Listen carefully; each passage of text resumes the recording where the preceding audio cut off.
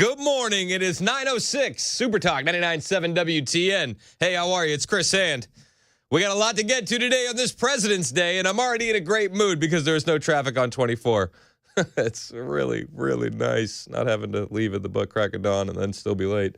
I wish every day was President's Day. It's a magical trip down the highway.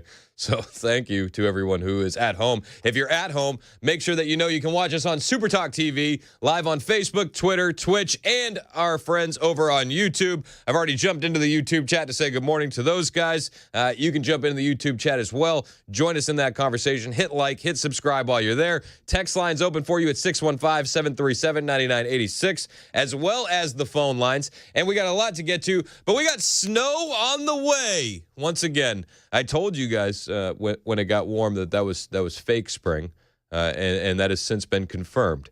We have another snow system rolling into the area tomorrow evening, and I'm hoping that it's the same style of snow that it was last time. You know, that good packing snow.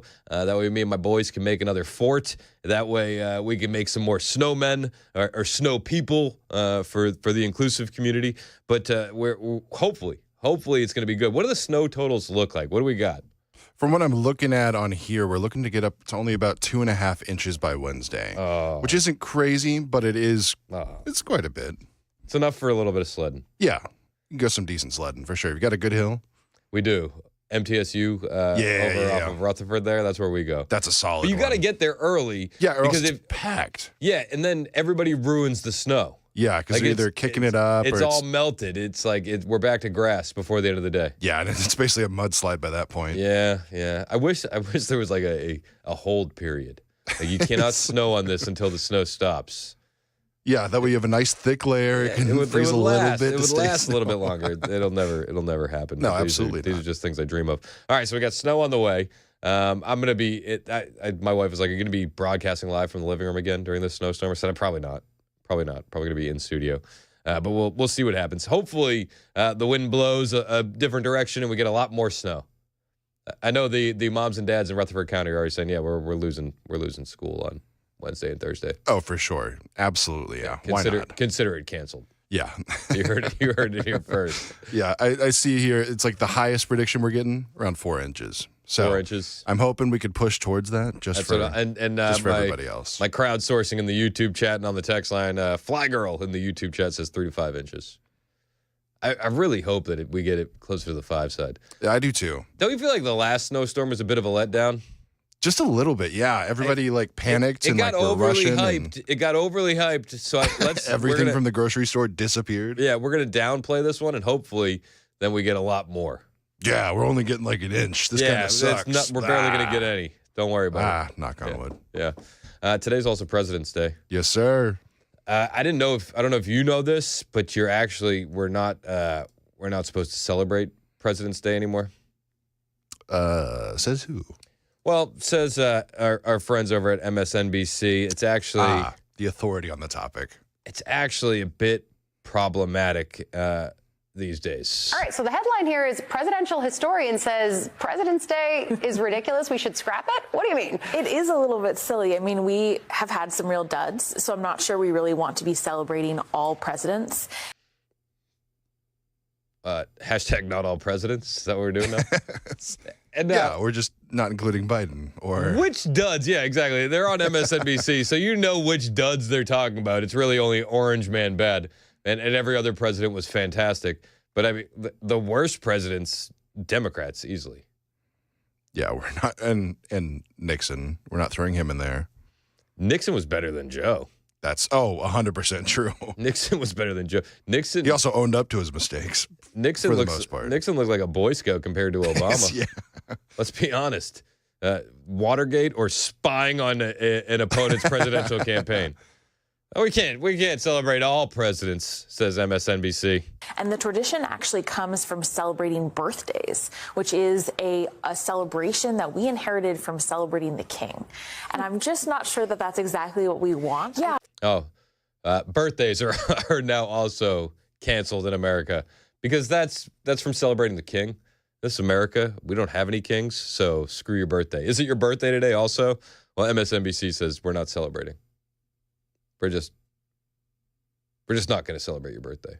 Yeah, don't bother blowing out the candles. Just throw those away. It's a bit problematic. Did you know that kings had birthdays? Also, I don't know if you know this. Hitler was also born. So, you run into run into a bit of an issue there. That's exactly what we want. Yeah, I mean, I'm not sure that we necessarily want to celebrate the people. I think that we want to have a certain respect for the office. I totally get that. And some have done extraordinary things, but by celebrating all of them, I do think it causes us to think of the president as somehow other, when in reality they are a citizen just like everyone else. Oh, I didn't know that. Joe Biden spent more than half of his presidential term on vacation, and if anybody else did that, they would be fired. Well, he did technically get fired. It was just by his own party when they realized he couldn't compete. So. Yeah, and I would say he is just like everybody else, not doing his job as the president. But I don't vacation that much, so I don't think he is like everybody else. No. But presidents, they're just like you and me. President's Day, problematic. Also birthdays, problematic, because the king had a birthday. And so we shouldn't be doing that. This is the level of broadcast excellence on MSNBC. So you mentioned this earlier in the show, the idea that Trump posted something just over the weekend where he quoted Napoleon Bonaparte-esque, saying, "He who saves his country does not violate any law." It feels like exactly the example of what you're saying we should push against. Yeah, that's exactly right. Yeah, that's exactly. Trump said something, and he's the worst president ever. That's why we shouldn't celebrate President's Day. It doesn't matter what Trump posted. He did post a Napoleon quote. "He who saves his country violates no law." It was actually based quote, and I'm a big fan. But he could have posted "Roses are red, violets are blue," and they would be like, "This is exactly what we're talking about. This is problematic. Orange man can't keep getting away with it." This is the level of broadcasting at MSNBC. I mean, I think if we think of a president as someone to celebrate just because they exist, which is what the king was, and that's why they celebrated the king's birthday, then it does evolve into that argument that they can do no wrong. All right, so you're following, right? Yeah. If we celebrate a president just because they exist, well, now they can do no wrong. They can do no wrong. Now, that's the alternate reality of what's happening over on MSNBC. Meanwhile, all weekend long, it felt like America was back. You had Trump at the Daytona 500, which was just very, very cool. To see the Beast, the presidential limousine, doing laps around the Daytona 500 as the pace car was absolutely wild, something I've never seen before. So you had Trump doing laps in the Beast. You had him give the starting command at the 60-second Daytona 500 as well. NASCAR fans, to welcome back your United States Air Force Thunderbirds and to deliver the most famous words in motorsports at the Daytona 500, please welcome this year's Grand Marshal, the 45th President of the United States of America, Donald J. Trump, accompanied by First Lady of the United States, Melania Trump. Now, I find it funny because remember during the campaign, everybody said, "Where's Melania? Why isn't Melania around? Is there trouble between Trump and Melania?" Meanwhile, now that he's president, she's all over the place with him, including here at the Daytona 500, standing by his side. Amazing reaction from the crowd. They were into it. Daytona International Speedway, we love our country, and it's truly an honor to be with all of you at the great American race. Gentlemen, start your engines. Everybody revs up. I mean, listen, that's a cool moment, right? I think this is cooler than Trump being at the Super Bowl, personally. I do. You know, the Super Bowl was so boring, Trump left halfway through to tweet about the penny. I don't think Trump left early. I think he had a good time here. I think he had a good time. And then while he's there, he also takes questions from the press, because why not? This president doesn't run from anything. And so if reporters have questions, Donald Trump is happy to answer them. And he was asked about inflation. Inflation numbers are up. So Trump's the president now, right? So it's got to be Trump's fault. Mr. President, enlighten us on the inflation. Have reached an all-time high. What's your Which is what? Egg prices have reached an all-time high. It was a long, before I ever got here, it was at an all-time. This didn't, remember, I've been here for 3 weeks. And when you saw the inflation numbers, I've been here for 3 weeks. I have had nothing to do with inflation. This was caused by Biden. I had 4 years of virtually no inflation. So I'm just taking over. But I'll tell you what, this country has made more progress in the last 3 weeks than it's made in the last 4 years, and we're respected again as a country. Thank you very much. Yeah, he's not wrong. Listen, he's been in charge for 3 weeks. Yeah, inflation's going to take some time to get a grip on. Cutting the spending is actually going to be a huge way to fix that. But Trump, he's at the Daytona 500. Reporters have questions. He has no problem answering them. He was also asked about the European Union, talking about banning food imports from the United States, talking about reciprocal tariffs and the like. Do you have any update on your European Union is talking about banning food imports from the U.S., kind of along the lines of the reciprocal Why is that? Why? Reciprocal tariffs. They don't like the That's all right. I don't mind. Let them do it. Let them do it. They're just hurting themselves if they do that. I can't imagine it, but it doesn't matter. We're having reciprocal tariffs. Whatever they charge, we charge. Very simple. If a certain country like India, which is very high tariff, if they charge us X dollars, we charge them X dollars. It's all right. It's a fair thing to do. Even the media said it was fair. And it's going to be very good for the United States. But sir, the European Union, they're talking about banning food imports from the U.S. And he goes, okay, that's cool. Let them. I'm not stressing. This is Donald Trump, the negotiator. He's constantly negotiating. So you had Trump at the Daytona 500, and then you had America versus Canada. And what was a wild event. So Team USA versus Team Canada. You know that they booed the national anthem again. Those nasty people. Those Canucks. Every time they hear the national anthem, they just want to boo it. Yeah, it's disgusting. It's disgusting. Well, they effed around and they found out. So it was the Four Nations face-off. And it was a highly anticipated match between America and Canada. This is how they treated the national anthem. They're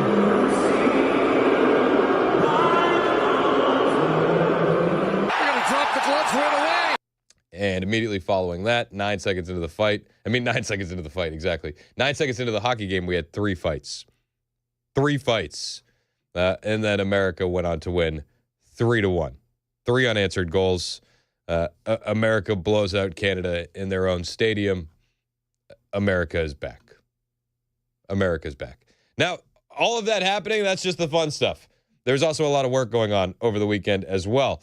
Pete Hegseth is currently looking for ways to bring back troops over vaccine mandates, and Donald Trump is looking to halt federal funds for schools with a COVID vax mandate. I'll bring you both those stories when we return. 9:20 on Super Talk 99.7 WTN. Again, if you're watching us over on Super Talk TV, Facebook, Twitter, Twitch, YouTube, hit like and subscribe. We appreciate it when you do it. It's Super Talk 99.7 WTN.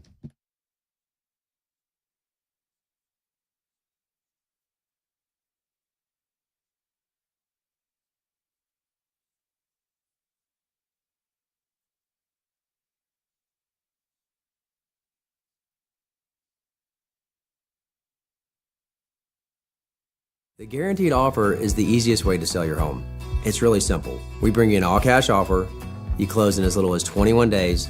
No home inspections, no lock boxes, no open houses. Go to markspain.com to get a guaranteed offer and start packing.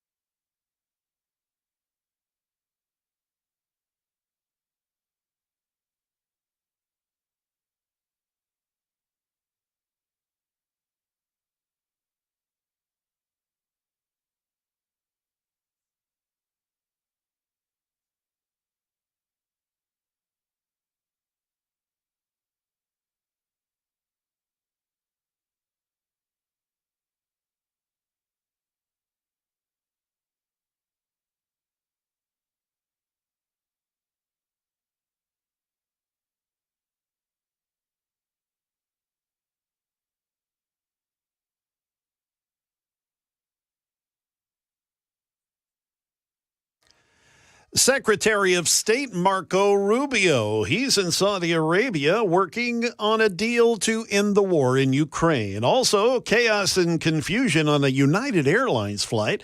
We'll explain with these stories and more coming up at 9:30 on Super Talk 99.7 WTN. Thank you, Jay. 925 on Super Talk 99.7 WTN. Hey, how are you? It's Chris Hand. The show's brought to you by Better Water LLC.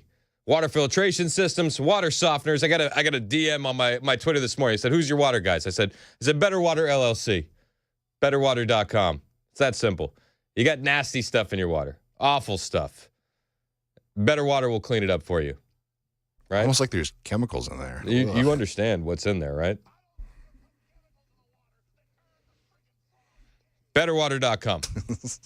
So, I don't know why it gets better every time. It does. It's better every time. So Trump, he's out of the Daytona 500 over the weekend. Got his granddaughter in tow. Looking, the little girl looked absolutely adorable. She's just hanging out with Grandpa. You know, it's not the president of the United States. It's hanging out with Grandpa. But his team behind the scenes working their butts off.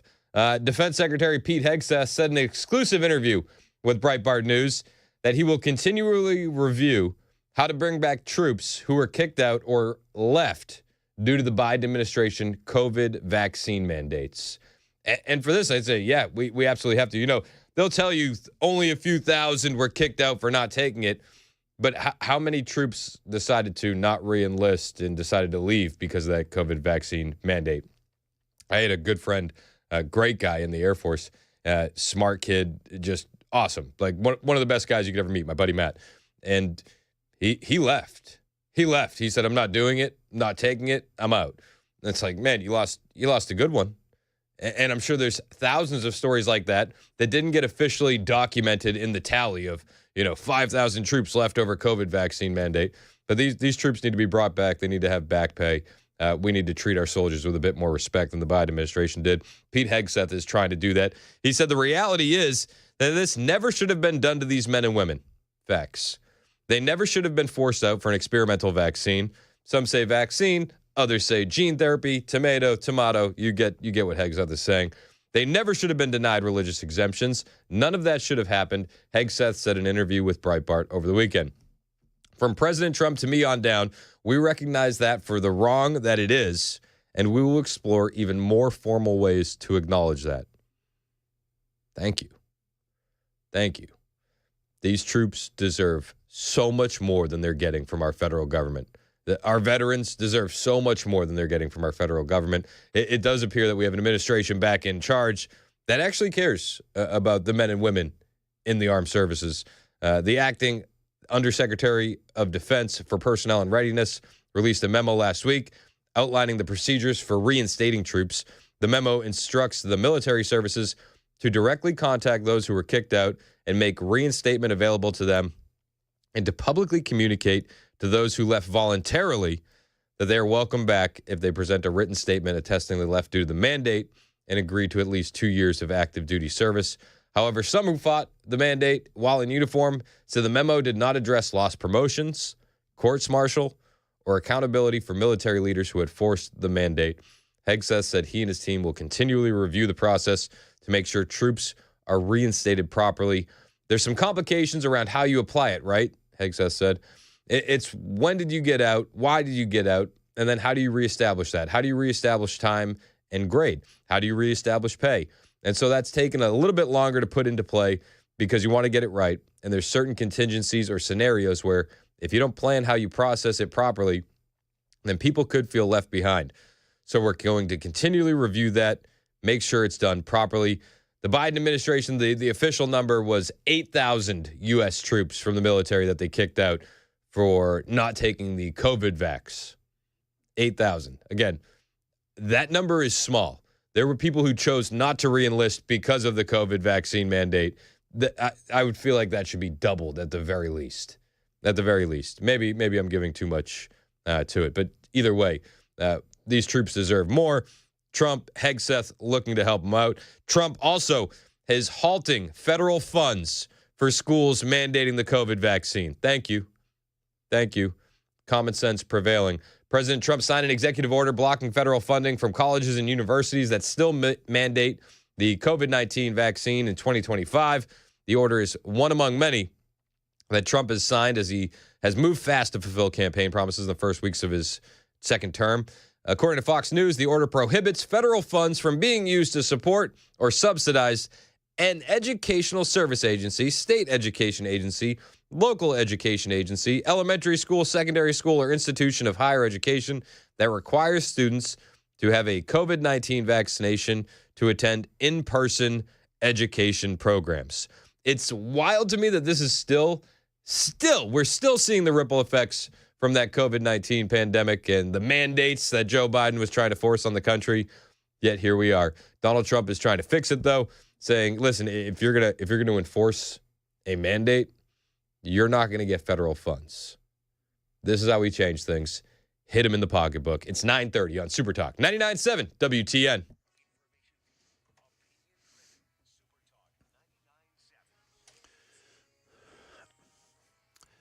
Good morning. Yes, it is 9:30. I'm Jay Harper with your top stories. The weather, it is a changin'. We'll have that forecast for you here shortly. Secretary of State Marco Rubio in Saudi Arabia to kick off talks to try to end the war in Ukraine. ABC's Inez de la Catera has more from the foreign desk. Secretary of State Marco Rubio touching down in Saudi Arabia and meeting with his Saudi counterpart ahead of expected talks with Russian officials to try and negotiate an end to the war in Ukraine. This comes after President Trump last week held what he said was a lengthy and productive phone call with Russian President Putin. On Sunday, Trump said he could meet Putin very soon. A civil case accusing Sean Diddy Combs and Sean Jay-Z Carter of sexually assaulting an Alabama woman after the 2000 Video Music Awards when she was a teen. That lawsuit has been dismissed. ABC's Aaron Katursky has the reaction. Combs faces multiple other civil lawsuits that followed his arrest on criminal charges. Combs has denied every claim of sexual assault and sex trafficking, and his attorneys express confidence the lawsuit dismissed by the then 13-year-old is just the first of many that will not hold up in a court of law. Chaos, confusion, and a lack of communication. That's what 250 United Airlines passengers experienced when their flight to Ireland was diverted to Canada for a medical emergency.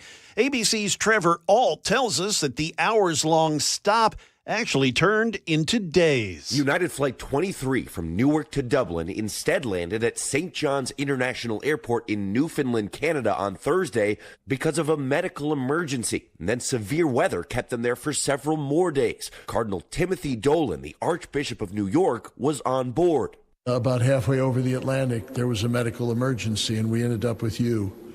And we're still here. He still presided over Sunday Mass in Canada. The flight finally did leave yesterday, and passengers finally got to their destination in Dublin. That is the latest news. Weather's on the way. I'm Jay Harper, WTN News. Thank you, Jay. 9:32 on Super Talk 99.7 WTN. I'm Chris Hand for my friends at United Structural Systems. So you've seen the weather forecast, and if you bite your nails every time it's going to rain because you know it's going to get into your crawl space and into your basement, you may be thinking, okay, dodged a bullet. We're only going to get snow this time. Okay, let me just bring you back down to reality. What happens to snow when it melts? Turns into water, doesn't it? I know. I hate to be the bearer of bad news, but I got some good news for you. Call USS, and they can stop that melted snow from getting into your basement and crawl space. When you call USS, you're not getting a sales guy coming to your home with a quota. You're getting an expert that knows what he's talking about and will find a custom solution for your waterproofing needs. And you need to get your waterproofing under control. If you don't, you're dealing with mold, you're dealing with wood rot, you're dealing with foundational issues. You don't want that. Call USS today. They'll help you keep the water out of your basement. USS, keeping homes dry and stable in Middle Tennessee since 1994. 30,000 satisfied customers. You'll be satisfied as well. 615-488-7855. That's 615-488-7855. Online, USSTN.com.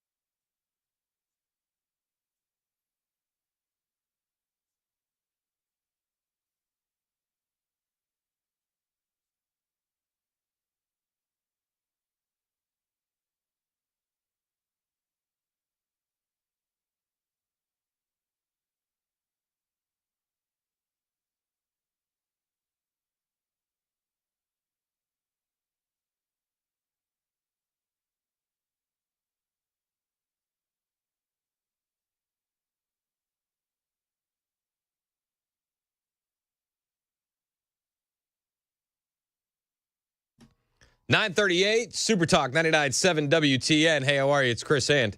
You can find me on Twitter, True Social, Instagram, at Chris Hand on Air. Show's brought to you by our friends at Better Water LLC, water filtration systems, water softeners, betterwater.com. They're bringing us the broadcast live on Super Talk TV, Facebook, Twitter, Twitch, YouTube. While you're on the YouTube channel, jump in the chat. I'm arguing with people. I'm doing it. And hit like and subscribe while you're there. Helps me feed my kids. What kind of arguments we having? People are wondering why prices haven't come down yet. Oh, yeah, that's a good question. Trump's been in office 3 weeks. Do you even economy? Give him a chance. do you even economy? Wait a second. He's doing the work. He's doing the work to bring some prices down. We're up against it, though. I mean, to be fair, so much has happened within 3 weeks compared to the 4 years that Biden just did. I think it's a little bit of a whiplash for what's getting done. But you're going to need to cut some spending to bring down the inflation. Oh, yeah. Plain and simple.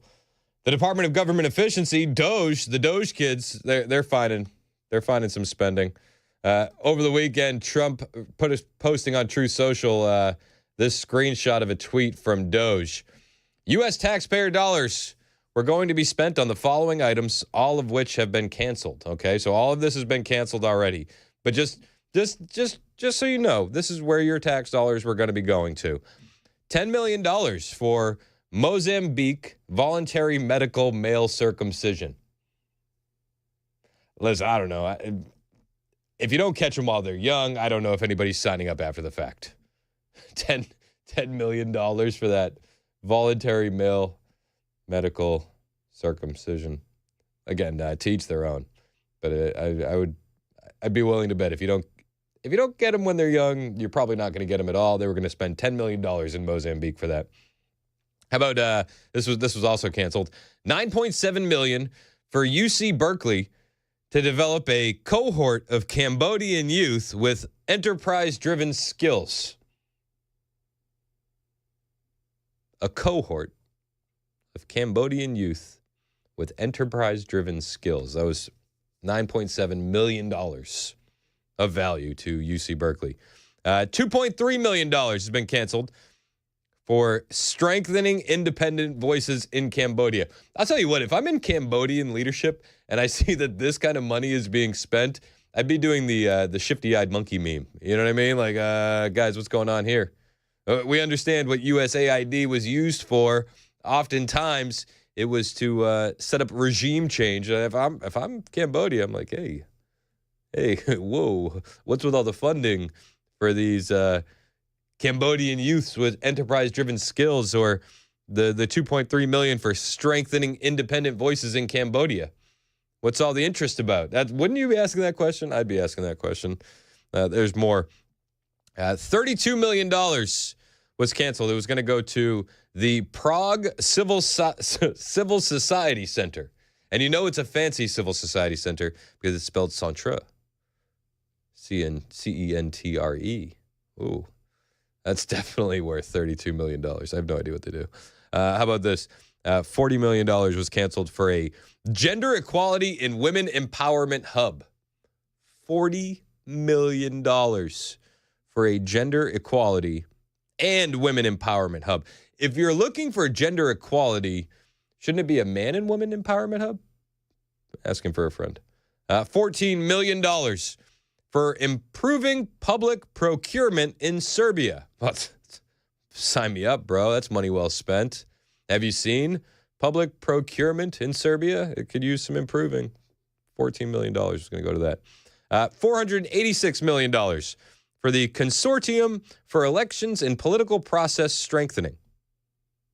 $486 million for the Consortium for Elections and Political Process Strengthening, including $22 million in that for inclusive and participatory political process in Moldova, and $21 million for voter turnout in India.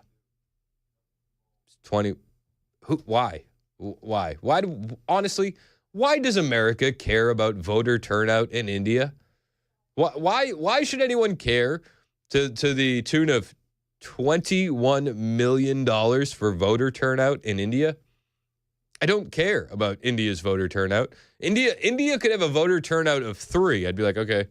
India could have a voter turnout of 300 million. Okay. I don't care, and I don't want my tax dollars being spent on it. But wait, I feel like the ShamWow guy. But wait, there's more. Again, this was posted by Donald Trump on Truth Social. It's a screenshot of a Doge post of U.S. taxpayer dollars that were going to be spent on these items that have since been canceled, okay?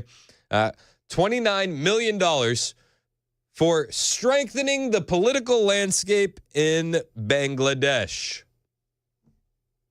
Bangladesh. Again, I'd be like, why are you guys so interested in strengthening our political landscape? Wouldn't you be nervous? If you're in a foreign government and you hear that the U.S. is spending $29 million to strengthen the political landscape in Bangladesh, I'd be nervous.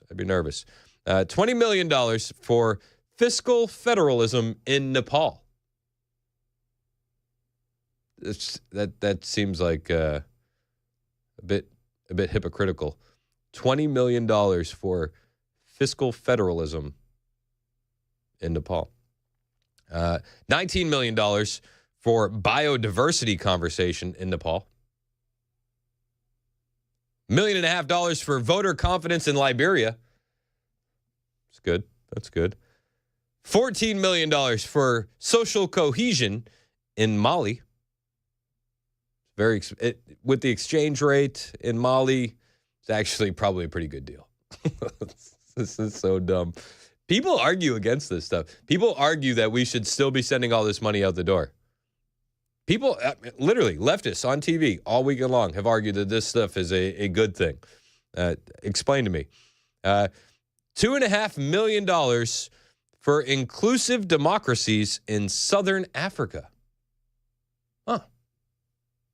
I would argue that probably none of that is going to the white farmers in South Africa, but hey, what do I know? $47 million for improving learning outcomes in Asia. $47 million for improving learning outcomes in Asia. People complain and they moan and they bee over just the voucher program in Tennessee costing as much as it's going to cost.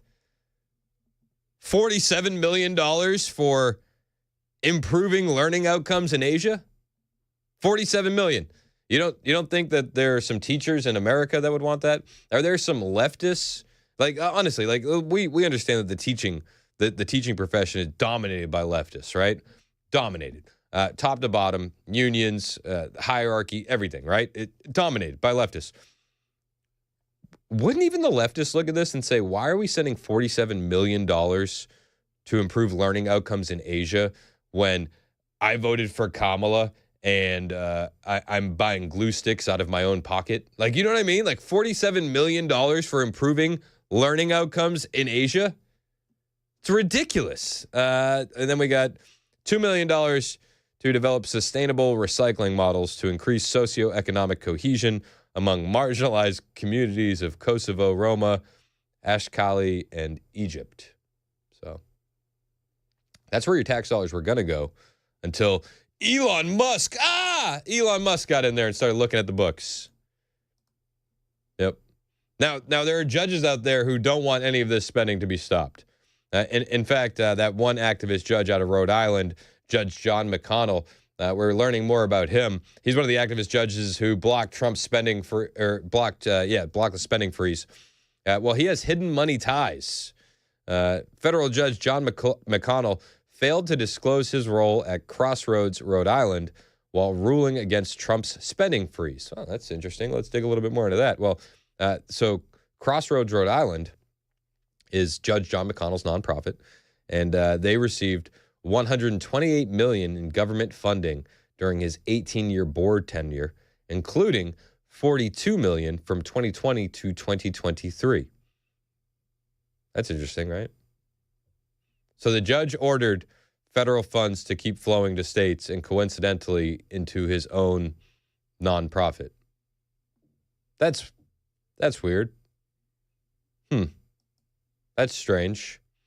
Elon Musk and Donald Trump sat down for an interview with Hannity, and they were mocking the fake news losers, as they put it, who are trying to divide him and Musk, because that's what they're doing. They're trying to drive a wedge between these two because of the job that's being done. They have many different things of hatred. Actually, Elon called me. He said, they're trying to drive us apart. I said, absolutely. They said, we have breaking news. Donald Trump has ceded control of the presidency to Elon Musk. President Musk will be attending a cabinet meeting tonight at 8 o'clock. And I say, it's just so obvious.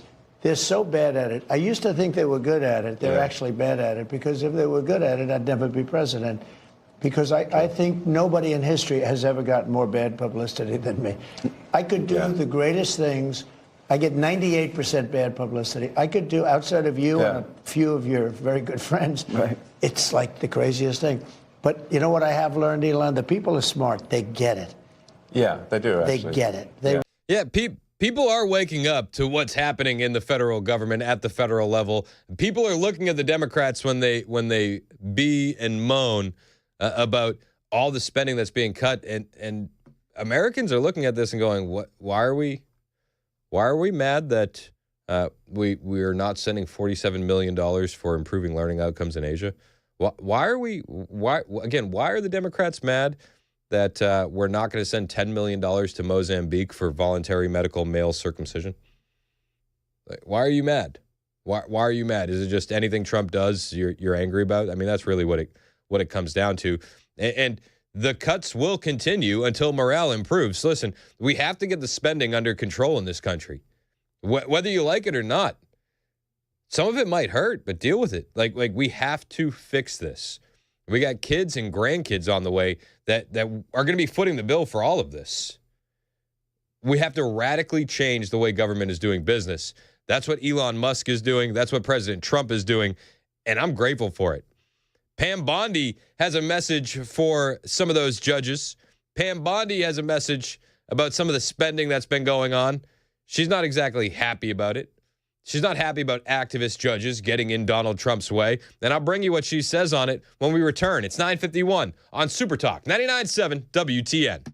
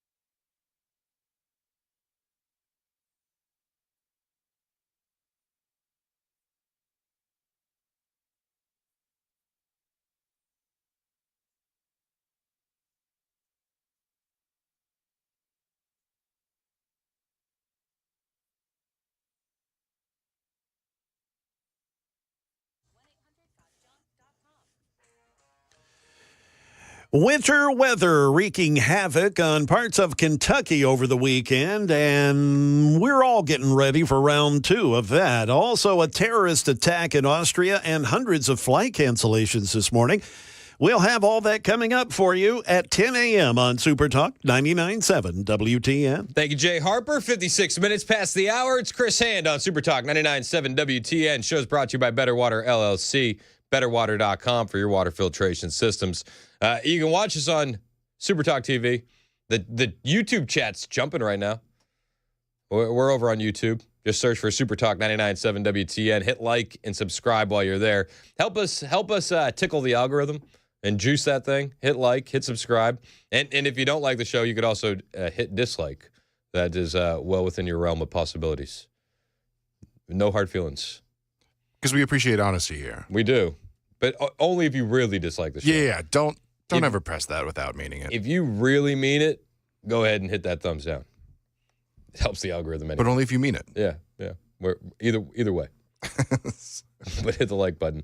Pam Bondi, she's not exactly impressed with activist judges getting in the way of Donald Trump.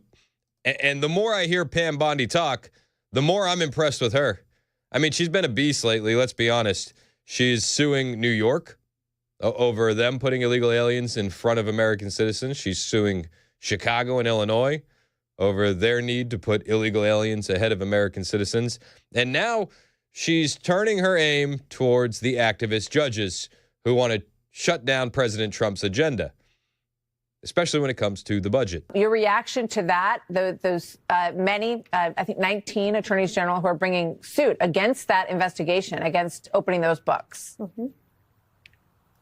Yeah, they will fail. It's the president's right to control the budget. And these are our tax dollars that have been squandered away, Martha. Look what happened at U.S. Aid. It's really remarkable that every American isn't outraged by what's happened at USAID. When we work our entire lives to pay taxes and then you find out that $2 million is going to Guatemala for sex changes, that's not going to happen. And the same way with the Treasury. Where is that money going? The President of the United States has a right to know, and we will be successful. He's going to balance our budget. That's what this is about. Yeah. Hey, fingers crossed that he can get the job done. Sending all of our support towards President Trump. It's a huge task. But why are people so upset about this? Why are the leftists and the Democrats just losing their mind? And I always go back to it has to be money laundering, right? Like it has to be kickbacks. That's the only thing that can make any sense to me in my mind, why they're so upset. Because you look at what they're spending money on. $29 million to improve young Egyptian skills. No word on what skills. $3.3 million for the LGBTI experience in the Caribbean. That sounds like a nightmare cruise. I don't know. $4.5 million to fight Kazakhstan disinformation. Don't care what they're dealing with in Kazakhstan. Don't think $4.5 million of taxpayer funds should go there. How about $49 million to improve Zambia schools reading? It's funny. I just mentioned earlier, $47 million was cut to improve Asian outcomes in learning. The $49 million to improve Zambia's schools reading. We have about, what is it, 33% of kids in America can't read? And we have the audacity at the federal government to send $49 million to Zambia? Listen, I'm sorry. It breaks my heart that these kids can't read. We can help them once all of our kids can read. Doesn't that make a little bit more sense? Makes more sense to me. We got a lot more reaction from the right and the left when it comes to Doge and what's happening with Doge. You should hear what happened on 60 Minutes over the weekend. 60 Minutes ran hit piece after hit piece after hit piece against the conservatives, either on Doge or on J.D. Vance and his speech in Munich. I'll bring you all that on the way. Hang out with us. 10 o'clock, Super Talk, 99.7 WTN.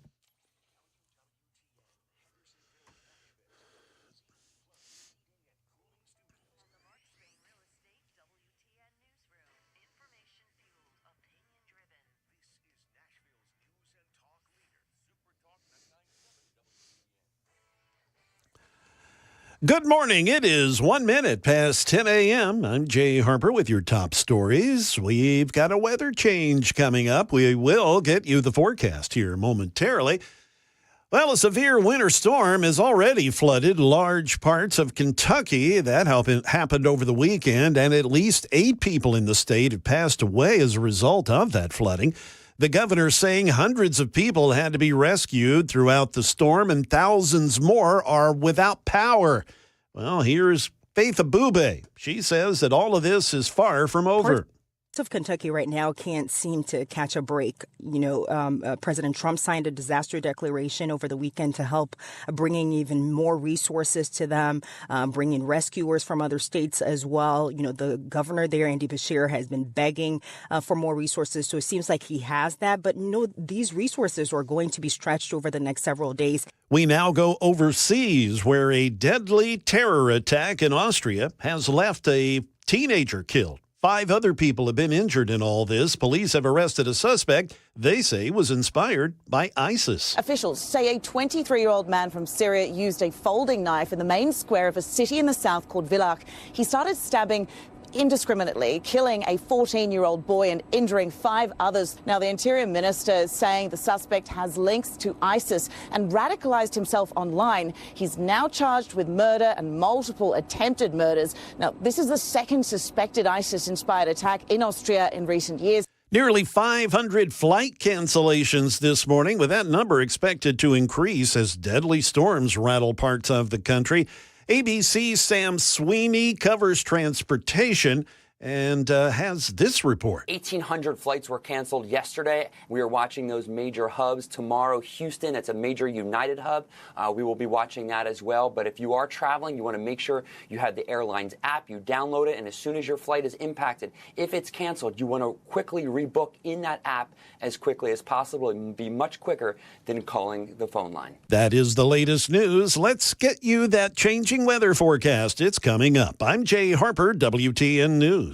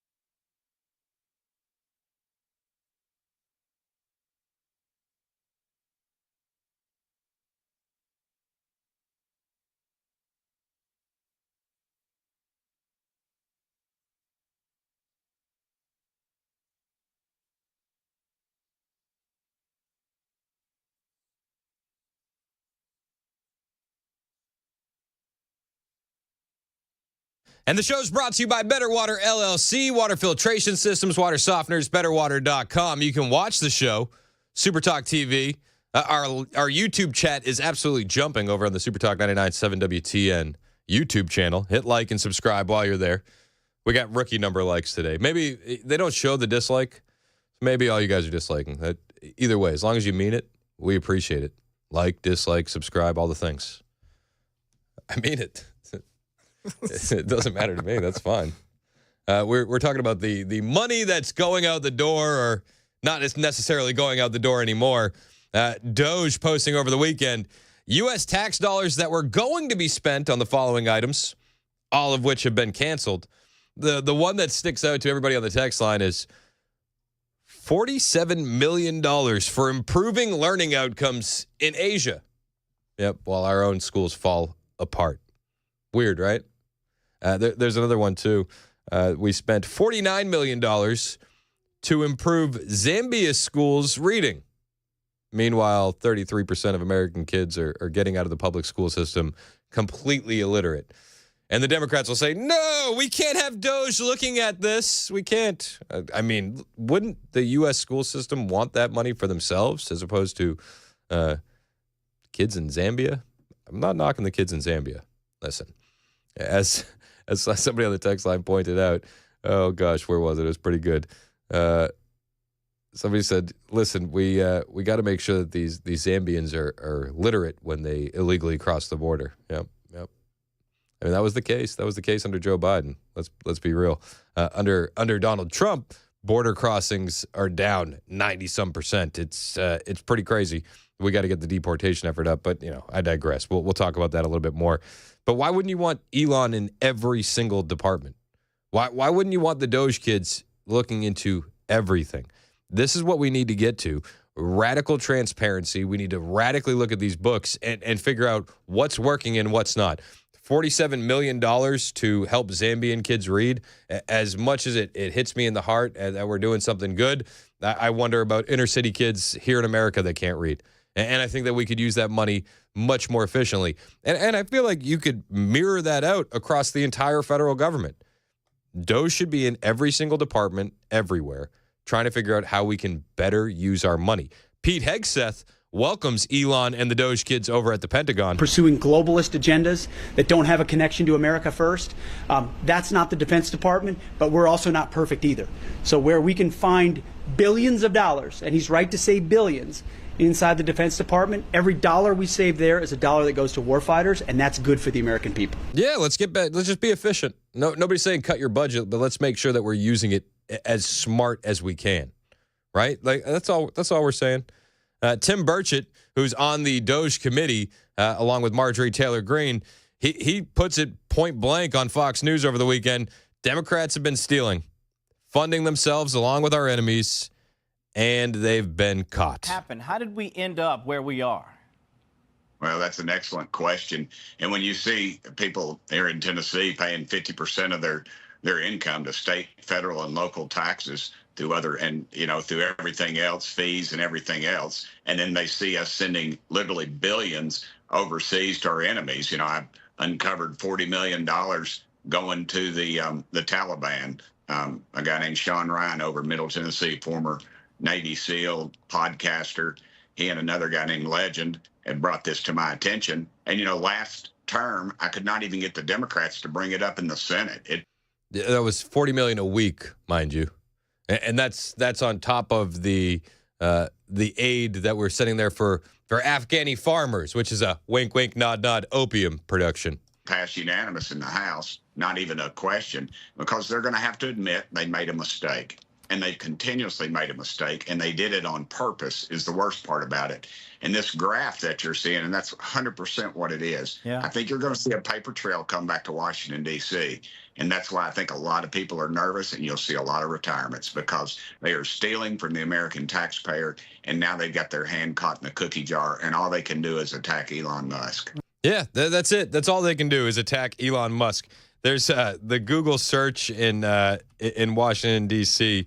has been pretty wild lately. If you follow it, there's been an uptick in a few terms. Okay, search for lawyers in Washington, D.C., that's jumped 400% since December 1st. Searching for Swiss bank accounts, offshore accounts, and wire transfers. That really kicked into overdrive on January 22nd. Searching how to wipe Google searches from your history started on January 23rd. They probably reverse ordered that one. They probably should have looked at that one first. Searching for statute of limitations. We saw an uptick in that starting on January 25th. Pretty weird. Might mean nothing. Could be nothing. But yeah, we're seeing an uptick in terms. Tim Burchett saying the Democrats have been caught stealing, funding themselves along with our enemies. I tend to think he's right. 60 Minutes doing their due diligence over the weekend. Had a banger of a program. Again, they ran hit pieces against J.D. Vance almost all weekend on CBS. They went after J.D. Vance, and we'll cover that in detail here in a little bit. But they also ran a hit piece against Doge. They had to run a hit piece against the Doge kids, and so they had on this government employee, Christina Dry. Oh, this is heartbreaking, guys. Christina Dry, she was working for the federal government up until 12 days ago when she was let go. Now, this is not one of those tongue-in-cheek funny videos that everybody's been posting. This is supposed to be completely serious. Christina Dry, she was fired from the federal government since Trump and President Musk took over. People are really scared. I think that, 12 days ago, people knew where their next paycheck was coming from. They knew how they were going to pay for their kids' daycare, their medical bills, and then all gone overnight. Well, you could have took the federal buyout, which would have given you 8 months of planning. So it wouldn't have been gone overnight. And then you theoretically could have been getting 2 checks, but your hubris stopped you from doing that. So you didn't take the buyout plan, and now you've been fired. Is that what the tears are for? All gone overnight for Christina Dry and Adam Dubard, fired this month in the chaotic shutdown of foreign aid distributed by the U.S. Agency for International Development. Oh. How will the men in Mozambique get their how will the men in Mozambique get their voluntary male circumcisions now? How? Who will be providing the transgender comic books to Peru? These are the unintended consequences we just couldn't have seen. It's heartbreaking. I know. And listen, I know you're as broken up about it as I am. These poor federal workers. What are they going to do now? USAID. More than 8,000 USAID employees were sent home by the administration. It's funny. We were talking about Trump trying to bring back military members, service members, veterans who were fired because they didn't want to take an experimental COVID jab. And funny enough, it's that same magical number, 8,000. Yet I never saw a tearful segment on 60 Minutes about the 8,000 military members who don't know where their check is going to come from because they wouldn't take the COVID jab. But we're going to have a tearjerker segment on 60 Minutes about federal workers working for USAID. How will the men in Mozambique get their circumcisions? How will Sesame Street in Iraq continue? How will the Afghanis continue opium farming without USAID? It's heartbreaking.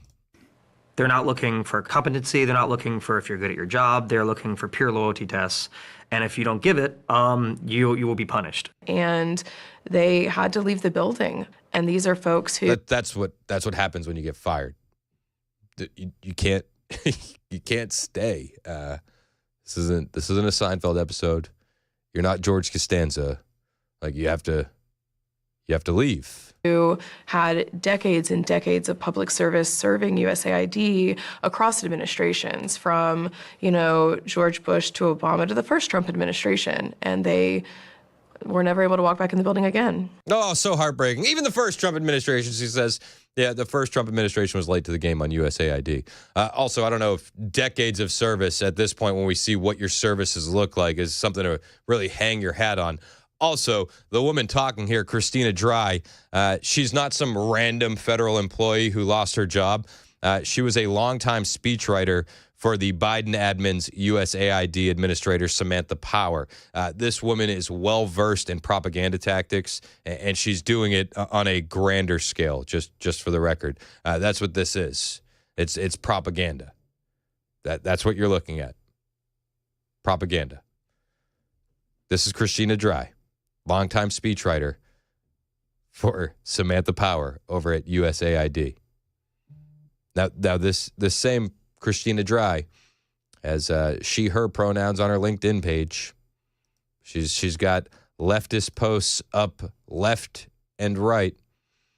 She posted on LinkedIn a USAID post. She shared it. She said, "To be truly effective, development has to be diverse and inclusive, not only on the ground, but also in its implementation here at home." She was all in on the DEI stuff. That's who this person was. It took 15 minutes for the internet to expose her. Not even 15 minutes for the internet to expose her. The other guy was also a comms consultant for USAID, the guy that was in the interview with her. So you had a speechwriter and communications analyst doing a puff piece for USAID on 60 Minutes. Again, both of them worked in communications. This is propaganda. That's what you're witnessing. 60 Minutes pulled in two comms consultants and presented them as if they were longtime USAID employees, even though they were speechwriters and they were talking heads. This is CBS, where you CBS. It happened all weekend long. All weekend long. Hand-wringing over the cuts in the federal government. You did have some moments of clarity.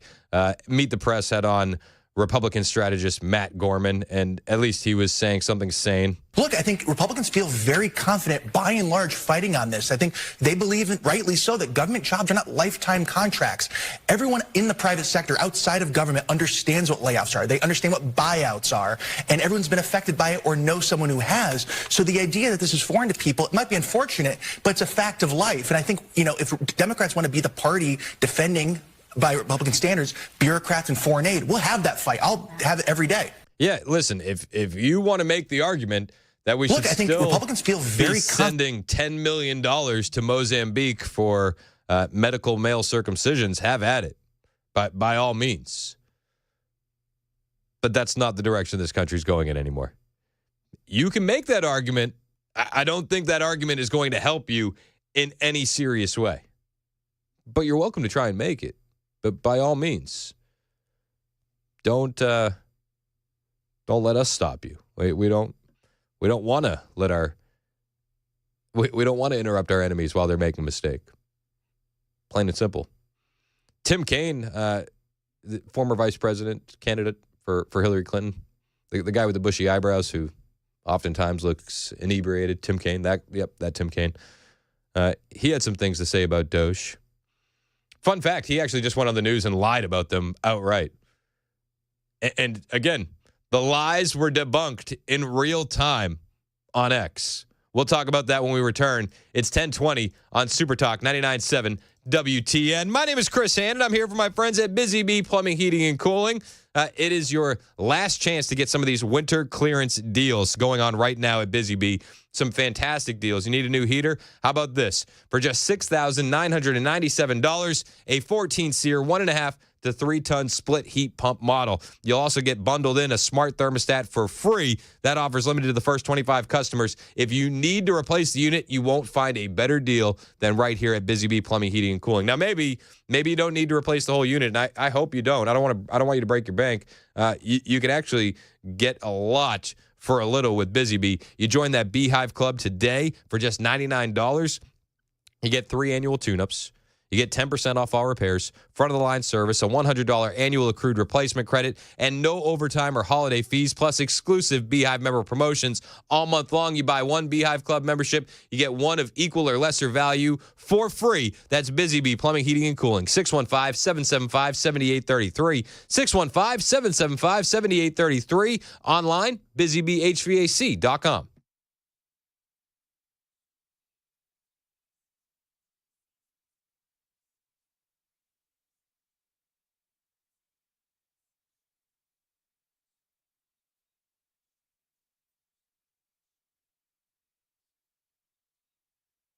The guaranteed offer is the easiest way to sell your home.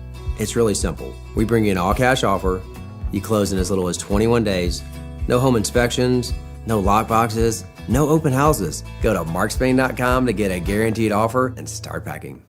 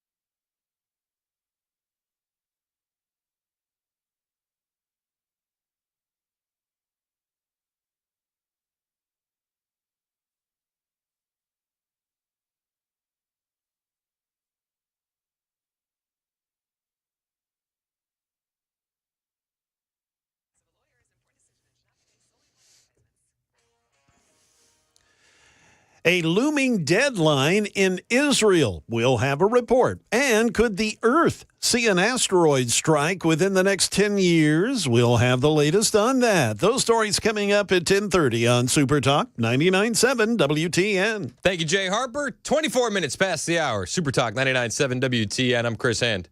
We were just talking about 60 Minutes. They ran an inspiring piece on USAID and the cuts there.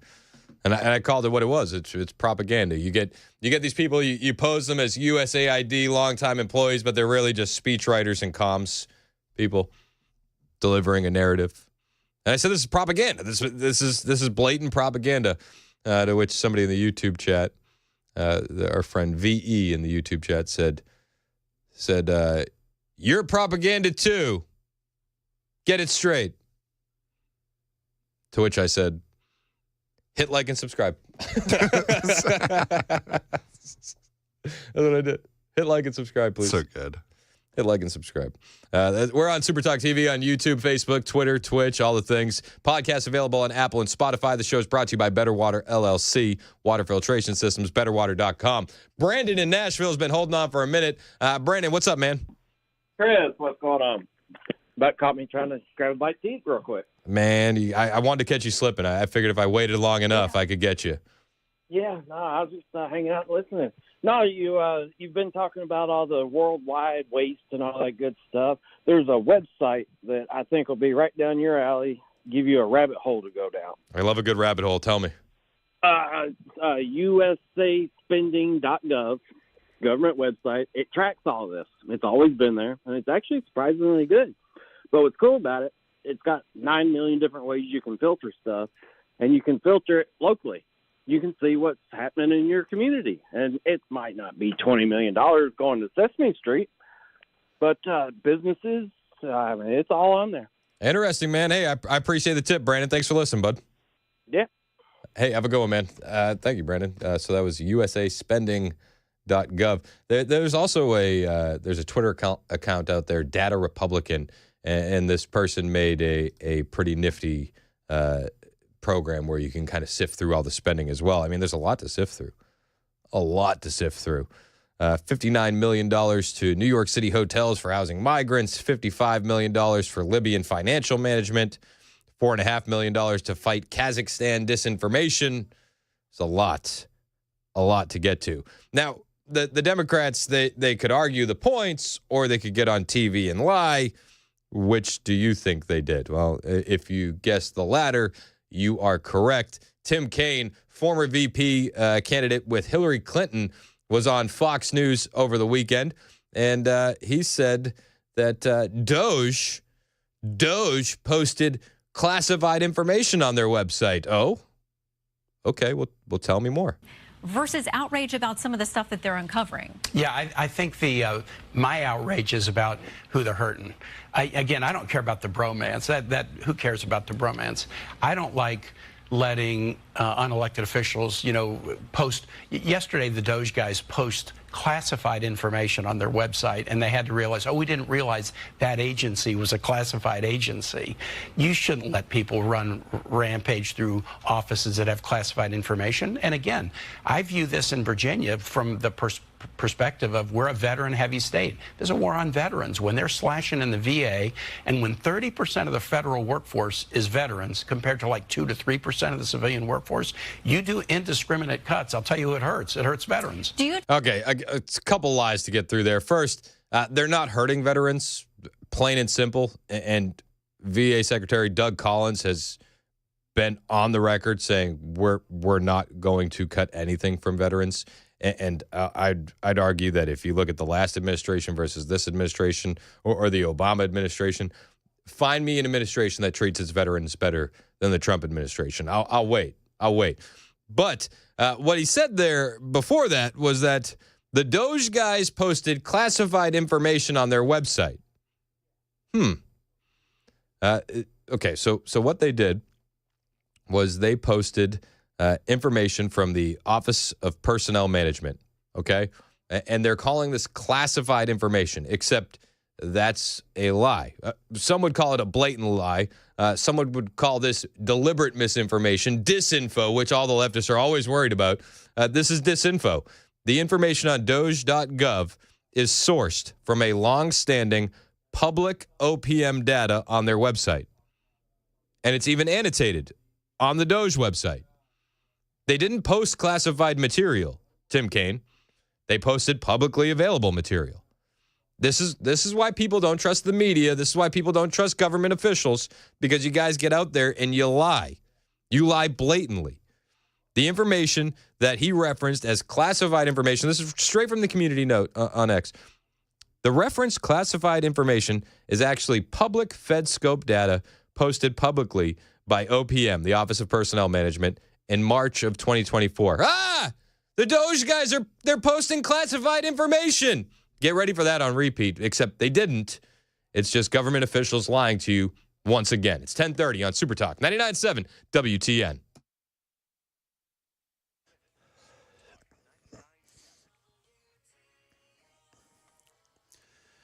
Yes, it is 10:30, and I'm Jay Harper with your top stories. We will get you a changing weather forecast here very soon.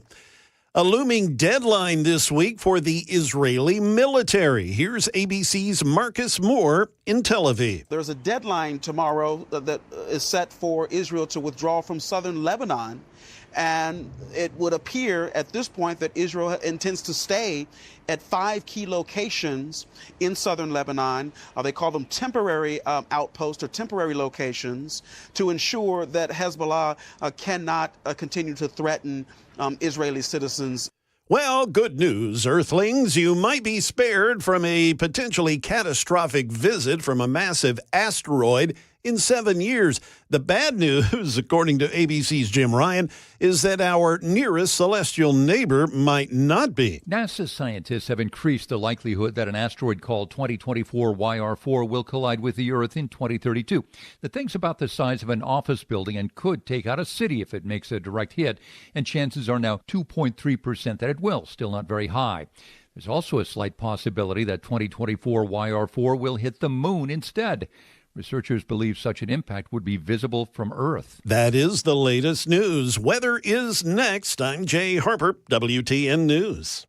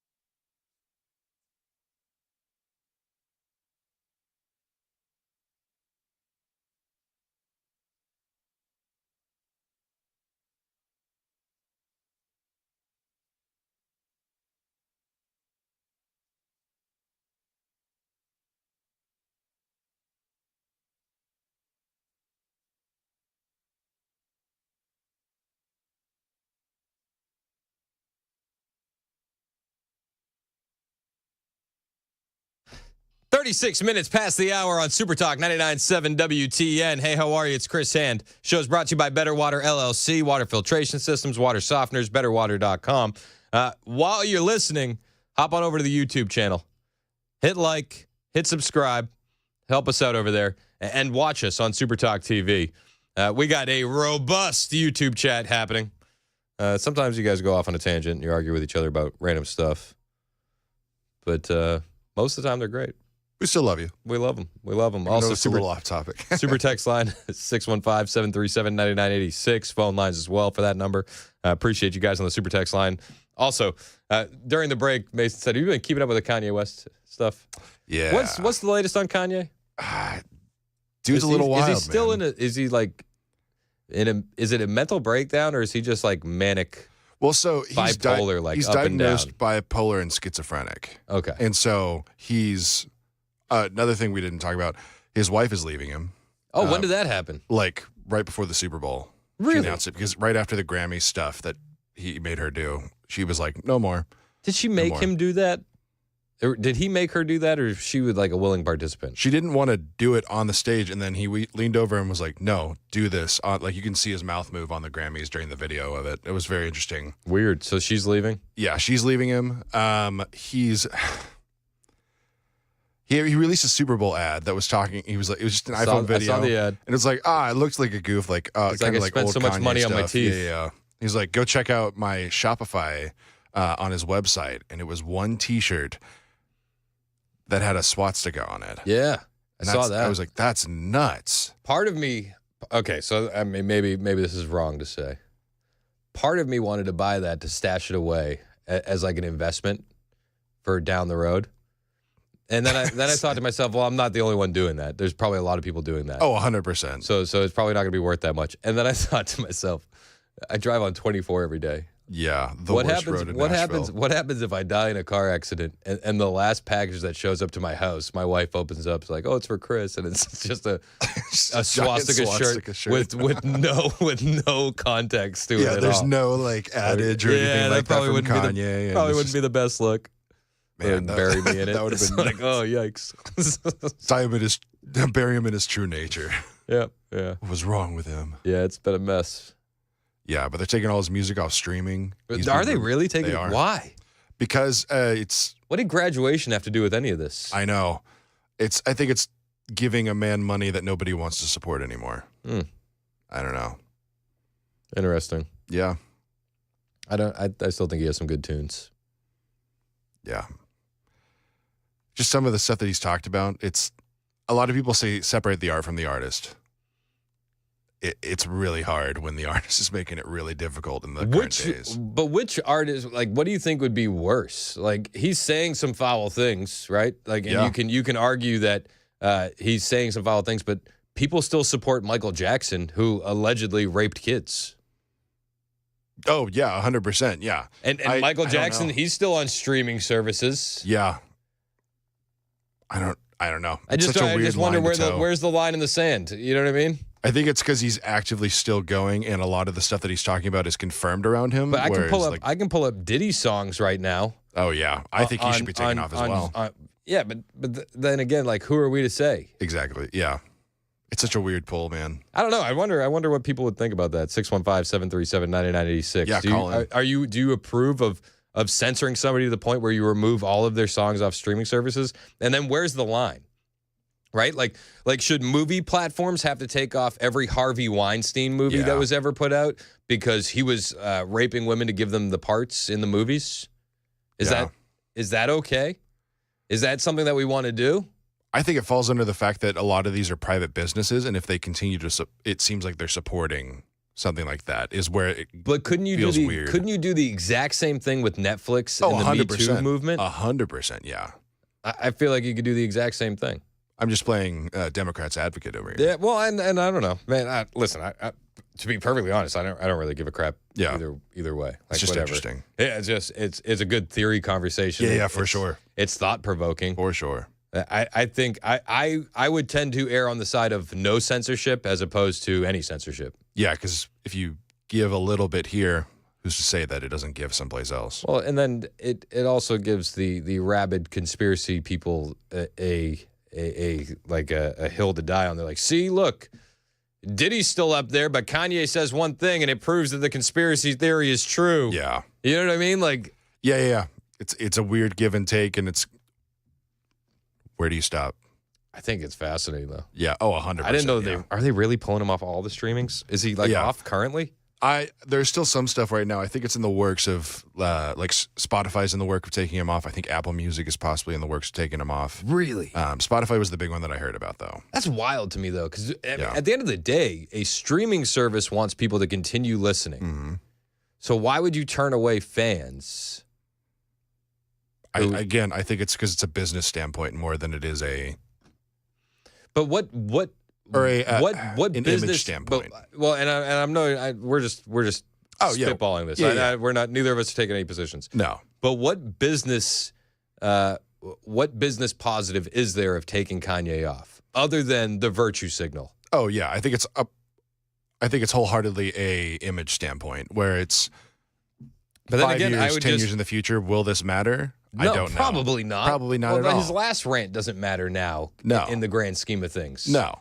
And his last rant, you could argue, was even worse. Oh, 100%, yeah.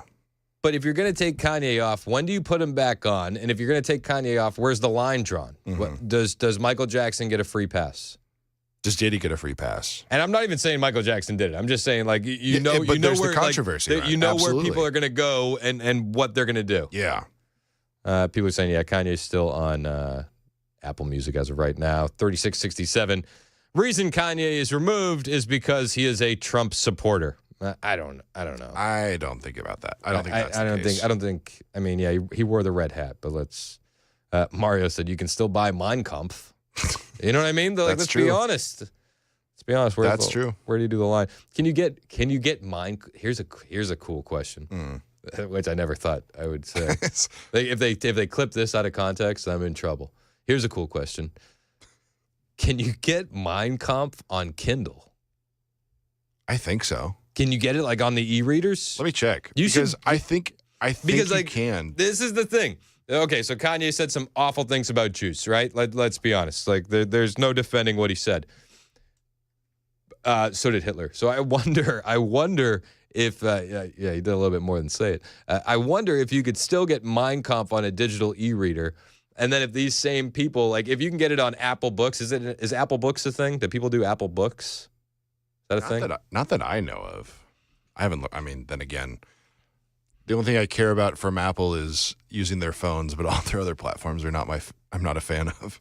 But do you get what I'm saying? Like, yeah. Like, you can get Mein Kampf on Google Play. You can get Mein Kampf on Apple Books. Yeah, I think it's because it's considered a historical book. But if you're going to remove Kanye, where his songs don't say anything mean about Jews, but you can still get Mein Kampf. Yeah. Can you get Turner Diaries on any of these e-readers? Oh, do you know what I mean? Like, let's be honest. Like, the double standard. It's either free speech or there's no free speech. Yeah. I saw a couple posts on Instagram saying, well, the last time they restricted an outspoken man's art, something bad happened. Right? And for the record, you can get the Turner Diaries on Google Books. Yeah. But do you see what I'm saying? Like, I just feel like it's like this weird double standard. Yeah, it's where do you draw the line? I think it's a big question that'll obviously never go away, but it's. Yeah, I don't know, man. I just don't. I think you're getting yourself in a slippery slope if you start removing his music from Apple and Amazon and. Yeah, because then what's next? Yeah, I don't know. What's next? Yeah, I'm not a fan of censorship at all. Yeah, more speech, not less. My uncle used to always say, he's like, why would you want them to not wear their armbands? It's like if they wear their little armband, we can spot them from a mile away. It's easier to track. It's like when you force them into hiding, like the thoughts don't go away, the ideas don't go away. You just don't know who's thinking it. Like keep it out, keep that stuff out in the open. And I just think it's stupid. You're gonna ban Kanye West. Okay. The Good Life was an excellent song. Bell's in there. I don't know if you guys know this. Bell is a massive Kanye West fan. Shaking his head in the air. Massive, huge Kanye fan. No, yeah. Oh, Heather brought up R. Kelly. He was literally raping underage girls. Yeah. Oh my goodness. And peeing on them. So that's totally fine. Weird. His music is still going to be available. I mean, can you really call it music? It's just insane. It's insane.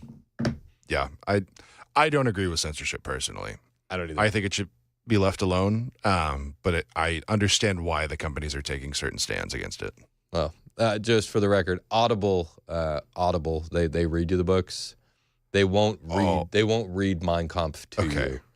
You got to do the reading on your own. It's a personal choice. Don't involve other people. If you look at what Doge has been cutting spending on, like they cut 49 million for reading in Mozambique. So, at least we dodged a bullet there.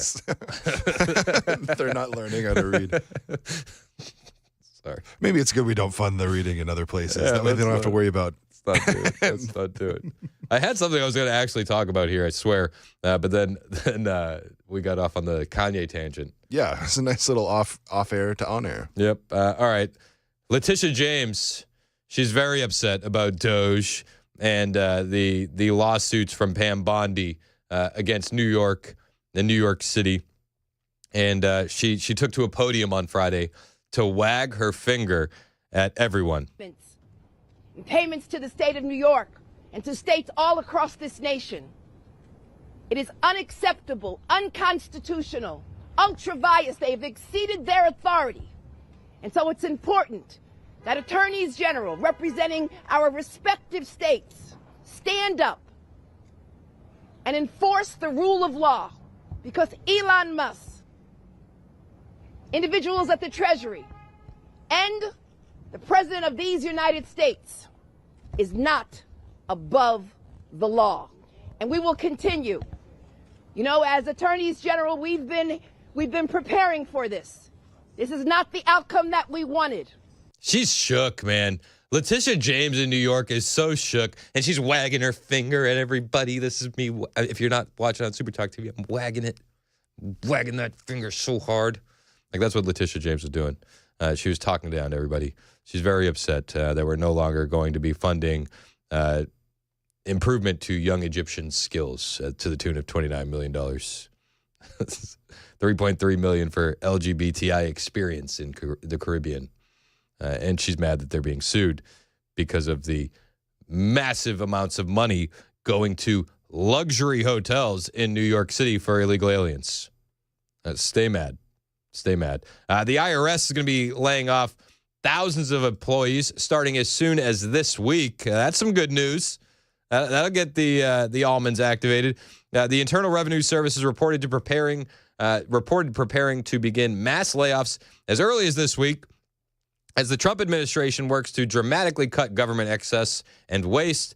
Three people familiar with the matter told the New York Times the Office of Personnel Management, OPM, ordered that government agencies terminate probationary employees earlier this week, which are employees who are relatively new to their jobs. The outlet noted that thousands of IRS employees will be affected by the layoff, but an exact figure was not known on Friday. Listen, hey, any number's a good start. Any number's a good start. Some have expressed concerns over personnel cuts in the middle of tax season. But Treasury Secretary Scott Bessent, the department that oversees the IRS, would limit changes until the end of tax season. Bessent said, so I don't imagine anything is going to go on at the IRS until then or beyond. We're in the middle of tax season filing right now. This comes after Trump told reporters in the Oval Office that Doge, headed by Musk, would be looking into the IRS as part of their sweeping audits of agencies and departments. Let's go. Let's get rid of all of it. Trump has said that new IRS hires from the Biden administration could be reallocated to assisting with the southern border. I mean, they do have guns after all. They got their firearm training. As the Trump administration looks to get a handle on the open border left by Biden, they were hired. We're trying to hire 88,000 new workers to go with you, and we're in the process of developing a plan to either terminate all of them or maybe we move them to the border, Trump said. I think we're going to move them to the border where they're allowed to carry guns. They're so strong on guns, but these people are allowed to carry guns, so we'll probably move them to the border. How funny would that be? You show up, it's your first day at IRS, You're an accountant. They say, here, learn how to use this firearm. Okay, all right. And then 9 months later, like, by the way, you're now working border enforcement. Like, oh, okay. Hey, sign me up. A little adventure. It's just insane. I hope he lays them all off. Describing it as an adventure is wild, though. What? You wouldn't want to... Hey, listen, just a little jaunt down to the border. You've been working in accounting your whole life. Like, you could use a little adventure. You could. Yeah, it's like in The Hobbit. Sign the contract. Go on the adventure. Go on the adventure. Leave your boring life behind. I hope that these IRS employees take the adventure. Please. If not, we know that 60 Minutes will be able to interview them while they cry on TV about losing their job. It's 10:51 on Super Talk 99.7 WTN.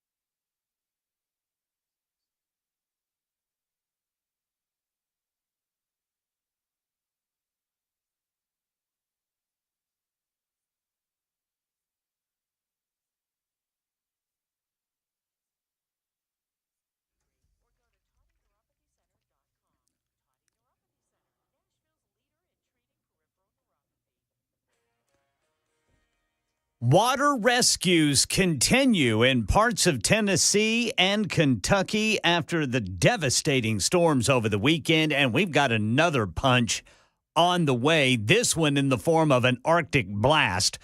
All this and more coming up at 11 on Super Talk 99.7 WTN. An Arctic blast, you say? An Arctic blast. Wind where I'm from. Used to be called winter. We used to call it winter. It's an Arctic vortex. I told you guys last week, don't get your hopes up. We're just in fall spring. We were, man. That was 100%. a nasty, nasty little trick Mother Nature played on us. Such a tease. She is. Such a tease. All right, it's Super Talk 99.7 WTN. Ken Weaver in the newsroom with a banger of a newscast on the way. Guarantee that.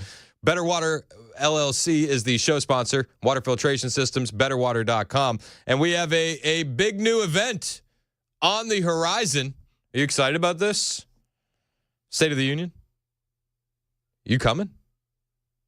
I won't be there, unfortunately. Dude, I will be. What are you doing? Right here. You're. I'm bored out for the whole night. All right. I'll be voicing. You might be able to hear me. Well, if then you guys let me. You get a pass. You're there, Ken? You coming? I'm coming, man. I'm going to eat. Let's go. It's going to be awesome. Join us for an evening with Super Talk 99.7 WTN as we watch President Trump address a joint session of the United States Congress Tuesday, March 4th at the Nashville Palace. Didn't Biden take his first day of the Union off? Am I remembering that correctly? I think so. I know he skipped one of them. Let me look it up.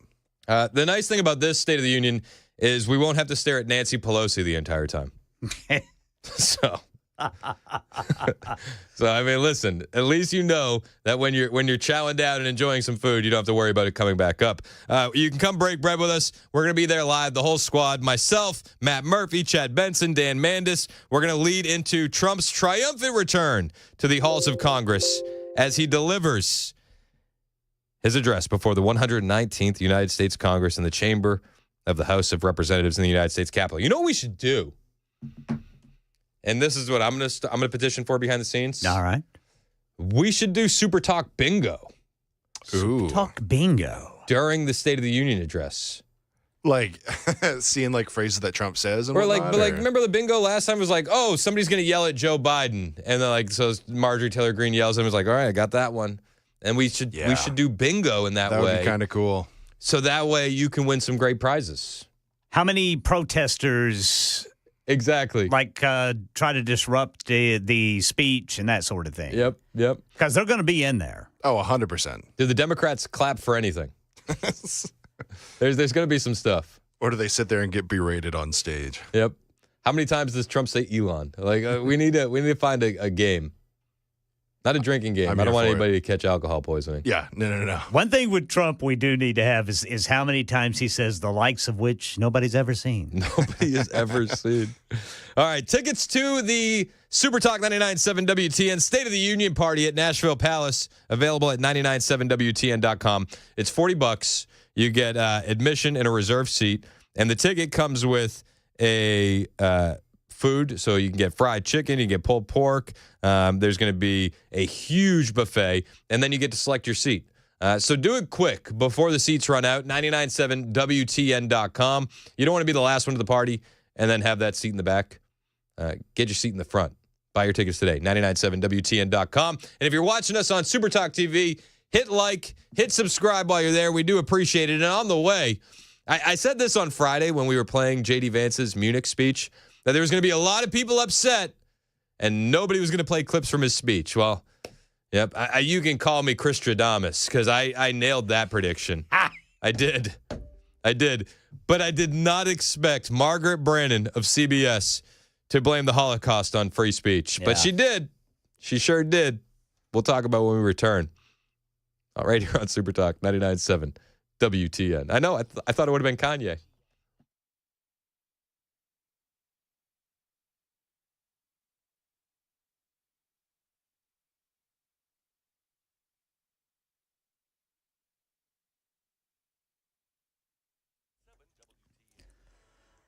I'm Ken Weaver with your top stories. Going to have a nice day today. Yeah, chilly, but going to be some cold sunshine. And then changes come starting tomorrow night. Got the full forecast and traffic in 5 minutes. Right now in Middle Tennessee, Clarksville Fire and Rescue says it responded to more than a dozen people after flooding from this weekend storms. 27 people rescued from their homes yesterday. Montgomery County said those impacted by flooding or who are without power can utilize the Red Cross shelter. It opened at 3 o'clock yesterday afternoon. It's located at the Clarksville Seventh-day Adventist Church. Meanwhile, Alex Perez covering the dangerous situation in West Tennessee. In Reeve, Tennessee, the levee failing. That's about 4 hours they've been in the water. Residents Denny and Karen Stow had to be taken to safety by boat before driving themselves to Union City, Tennessee. They spoke to ABC News from their hotel room. We're fortunate enough that we can stay at a hotel tonight, but what's going to happen tomorrow, the next night, we don't know. Complicating things here, the area now bracing for snow and plummeting temperatures as we head into the week. Yeah, so right now in Kentucky, at least 1,000 water rescues reported. President Trump has signed a federal disaster declaration, freeing up as many resources as possible. Governor Andy Beshear says the death toll is 11. We are still in the search and rescue phase of this emergency. We still have multiple different missions that are underway. There are still people that are in harm's way. Yeah, first responders from other states on the way. The northern Kentucky area, as well as Cincinnati and parts of Ohio, have sent a large number of highly skilled, well-trained personnel, and I guarantee lives have been saved. Nearly 500 flight cancellations this morning, with the number expected to grow as these deadly storms rattled the nation this week. In our nation's capital, Elizabeth Aniskevich is a worker fired from the Consumer Financial Protection Bureau. Says she can't access the form she needs to file for unemployment. Our pay stopped the day we got the termination letter. So we're all without a paycheck as of Tuesday. Well, this bureau is among the agencies temporarily protected from 70 lawsuits challenging the Trump administration's effort to reshape the federal government. A Journal of American Medical Association study released last year shows the percentage of adults aged 26 to 34 diagnosed with autism increased by more than 450% over a 10-year period. Here's Brian Clark. There's no blood test or brain scan to diagnose autism. Pediatricians usually screen for it. It's mostly diagnosed in childhood. A range of intellectual, language, and social difficulties, autism is often associated with trouble communicating or a fixation on a certain pattern or a topic. But doctors say just because an adult likes a routine does not mean they're autistic. They're urging people to evaluate why they're pursuing an adult diagnosis, maybe if they were to need access to services that are not otherwise available. That's the latest news. Weather is next. I'm Ken Weaver, WTN News.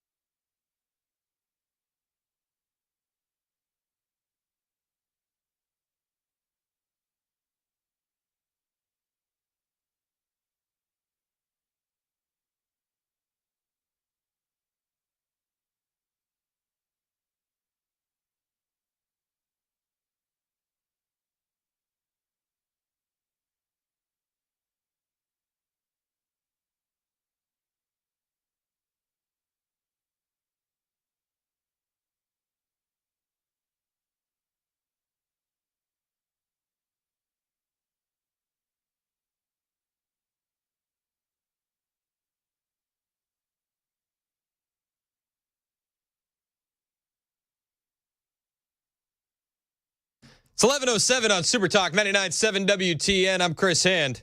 Mason is accusing me of being a bot behind the scenes. Hey, man.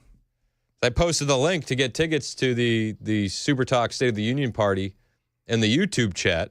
We're just maintaining a sense of And then YouTube took it away, and I said to Mason, why would they take it away? And he said, because you're a bot. Now you're going and twisting my words. You're sounding like MSNBC over there. Okay, let's not say things we can't take back. All right, so if you need the link for tickets to come to our State of the Union party, you can text it to me. Text us at 615-737-9986, and I'll send you the link personally. Yes, sir. Consider it a personal invitation from Chris Hand to come watch the State of the Union with us. Yeah, I would say if you try it again, post it, put like a little space between .com so it doesn't make it a full website. If you just copy that comment and take the space out, everybody, you'll be able to post it in your browser and be able to take you right to the website. I'll outsmart the algorithm. I did the space, I posted it. So if you're in the YouTube chat, you can copy, paste, remove the space. And I saw on the official, do you see on the official picture? They got Ken Weaver and Joan Jones up there. Ooh. I know. I'm like, guys, I don't even need to show up. Ooh. Ken's there. Jones Yeah, there. Ken's there. People aren't going to, nobody's going to be excited. They're not showing up for you. No. Ken and Joan are there. They're the stars of the show. I said to him, are you sure? Are you sure that I need to go with Ken and Joan there? He said, yeah, you're contractually obligated. I said, all right, damn it. Well, I guess I got to go. No, but it's going to be an awesome night. If you need the link, shoot me a text. I'll get you the link. That way you have it. It's first come, first serve on those tickets. You want Where's to be it right at up front. Nashville Palace. Let's go. Nashville Palace. And it's, what is it? OuthouseTickets.com has the events. Has the tickets, OuthouseTickets.com. But I will send them to you if you need the link. We want you in there, and tickets are going to go fast. We only have a couple weeks, and before you know it, those tickets are going to be gone. So don't be like a migrant on the other side of the border and left out in the cold.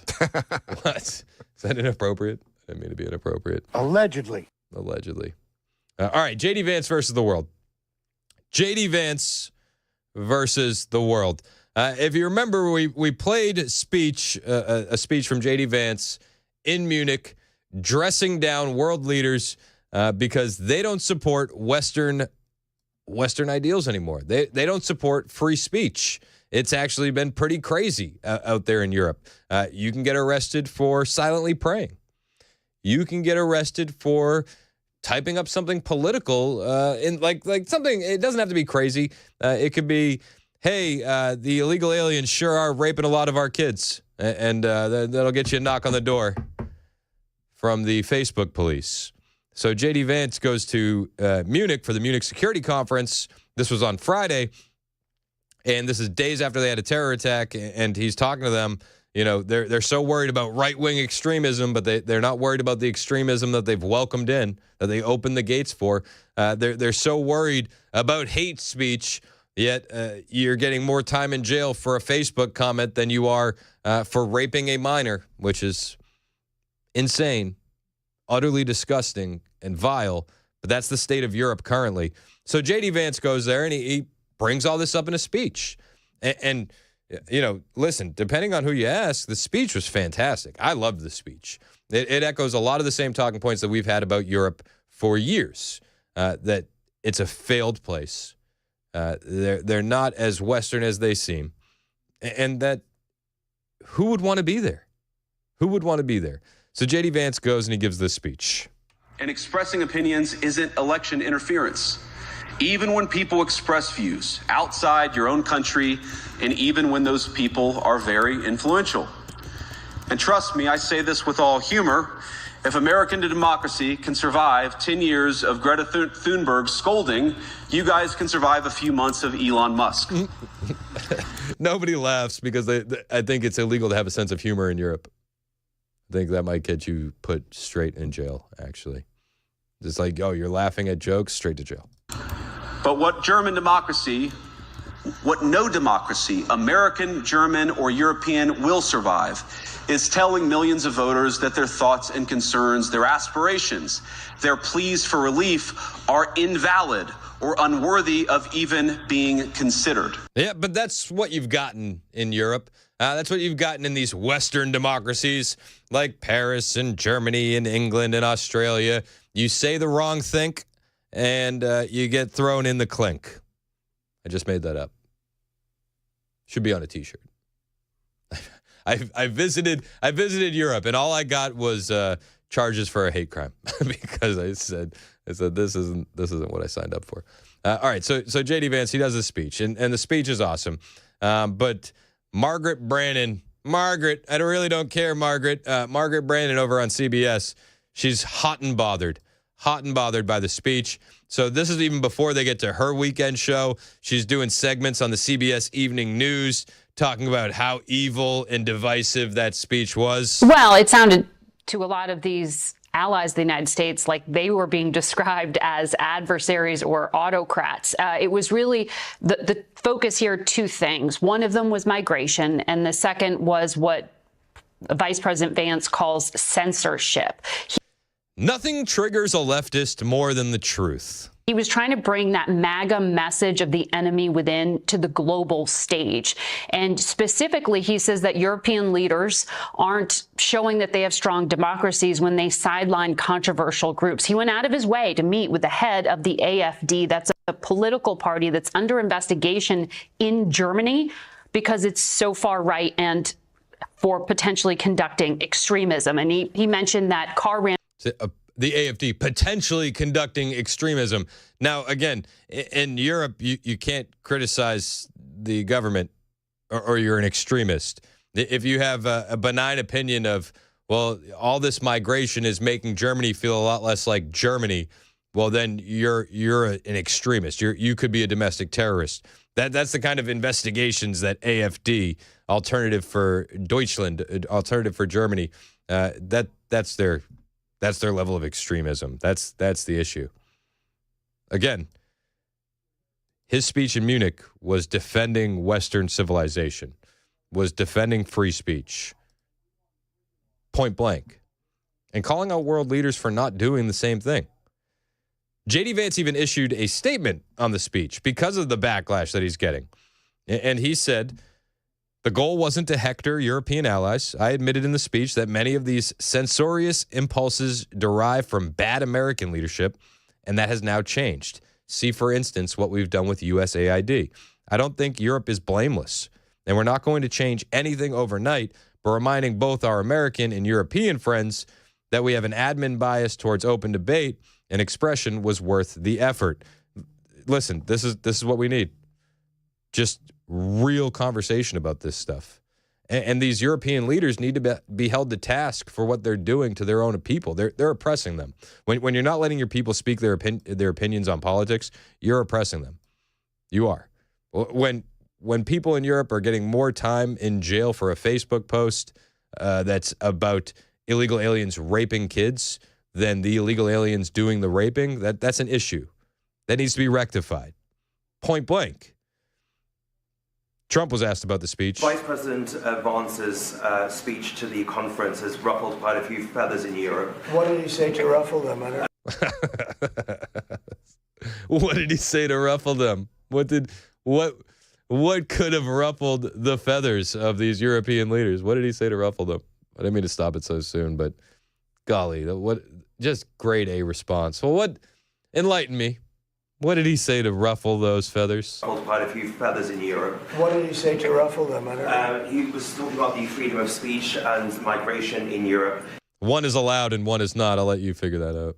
Do you believe that European leaders have a fundamentally different view of the world than this administration's? Well, I heard his speech, and I tell you, you're talking about JD's speech, right? Yes, sir. I heard his speech, and he talked about freedom of speech, and I think it's true in Europe. It's losing. They're losing their wonderful right of freedom of speech. I see it. I mean, I thought he made a very good speech, actually, a very brilliant speech. Yeah. Europe has to be careful. And he talked about immigration. And Europe has a big immigration problem. Just take a look at what's happened with crime. Take a look at what's happening in various parts of Europe. I thought his speech was very well received, actually. I've heard very good remarks.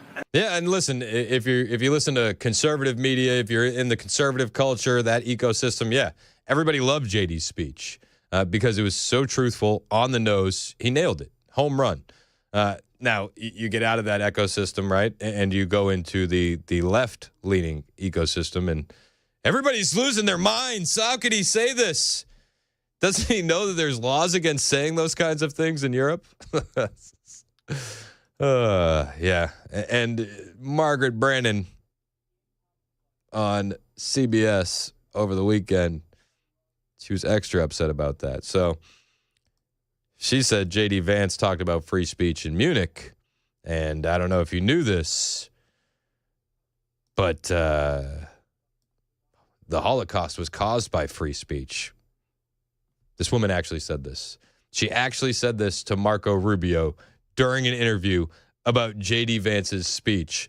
And Marco Rubio just essentially mic drops. And he could have left the interview right after that. Like, Margaret, I don't have any time for this. I really don't care. But he just hits her with a beat down that she's not prepared for. Well, he was standing in a country where free speech was weaponized to conduct a genocide. And he met with the head of a political party that has far-right views and some historic ties to extreme groups. The context of that was changing the tone of it. And you know that the censorship was specifically about the right. No, I have to. So she says he met with a far-right extremist party in Germany. I'll be perfectly honest with you. Their far right is like our right light. Like this is not an extremist party. AfD, Alternative for Deutschland. It's not. And she says that free speech was weaponized in that country to conduct a genocide. No, Margaret. No. Free speech was not the catalyst for the Holocaust. And you know that the censorship was specifically about the right. No, I have to disagree with you. Free speech was not used to conduct a genocide. The genocide was conducted by an authoritarian Nazi regime that happened to also be genocidal because they hated Jews and they hated minorities and they hated those that they had a list of people they hated, but primarily the Jews. There was no free speech in Nazi Germany. There was none. There was also no opposition in Nazi Germany. They were a sole and only party that governed that country. So that's not an accurate reflection of history. No, it's not an accurate reflection of history at all. Yet the propagandists over at CBS felt the need to put that into the prompter. I don't think it was Margaret Brannon's original thought. I don't know if Margaret Brannon has original thoughts. But she read the damn prompter. She should be embarrassed. CBS should issue an apology. They should all be completely embarrassed and just viewed as irrelevant as we all think they are. When you CBS, you CBS. That's the story happening here. But it didn't stop. It didn't stop. She had a lot more to say about J.D. Vance. And then 60 Minutes decided to run a hit piece on what can only be assumed is Vance because of his comments in Munich. And so 60 Minutes, they decided to follow around some police in the streets while they conducted free speech raids on homes for Facebook posts. The insanity knows no bounds. We'll cover that when we return. It's Super Talk 99.7 WTN. Hey, it's Chris Hand for my friends at the Glock store. Listen, did you blow it on Thanksgiving? There's still time to fix things, and nothing is going to fix things better than a date night out. Well, how about this? 2-for-1 shooting lessons at the Glock store. I know. Listen, it's going to be awesome. It's going to fix things. I promise. 2-for-1 shooting at the Glock store. Now, no matter what level of expertise you have, when you get into the Glock store, you get into those private rooms, not a lane range, private room with a personal instructor, you're leaving out of there better and more confident than when you went in. You actually shoot less at a Glock store session and learn more every single time. And all month long in February, even if you already blew Thanksgiving, even if you already blew Valentine's Day, you can still fix it. 2-for-1 shooting lessons happening right now. What you do is you book your session at shoot270.com. Then when you get in the building, you mention my name, Chris Hand. They knock the price down for you. 2 for the price of 1. Only at my place to train, the Glock store, in the incredible, incomparable Shoot 270 indoor shooting rooms. Book your session right now, shoot270.com. That's the Glock store, minutes from the airport, worth the drive from anywhere.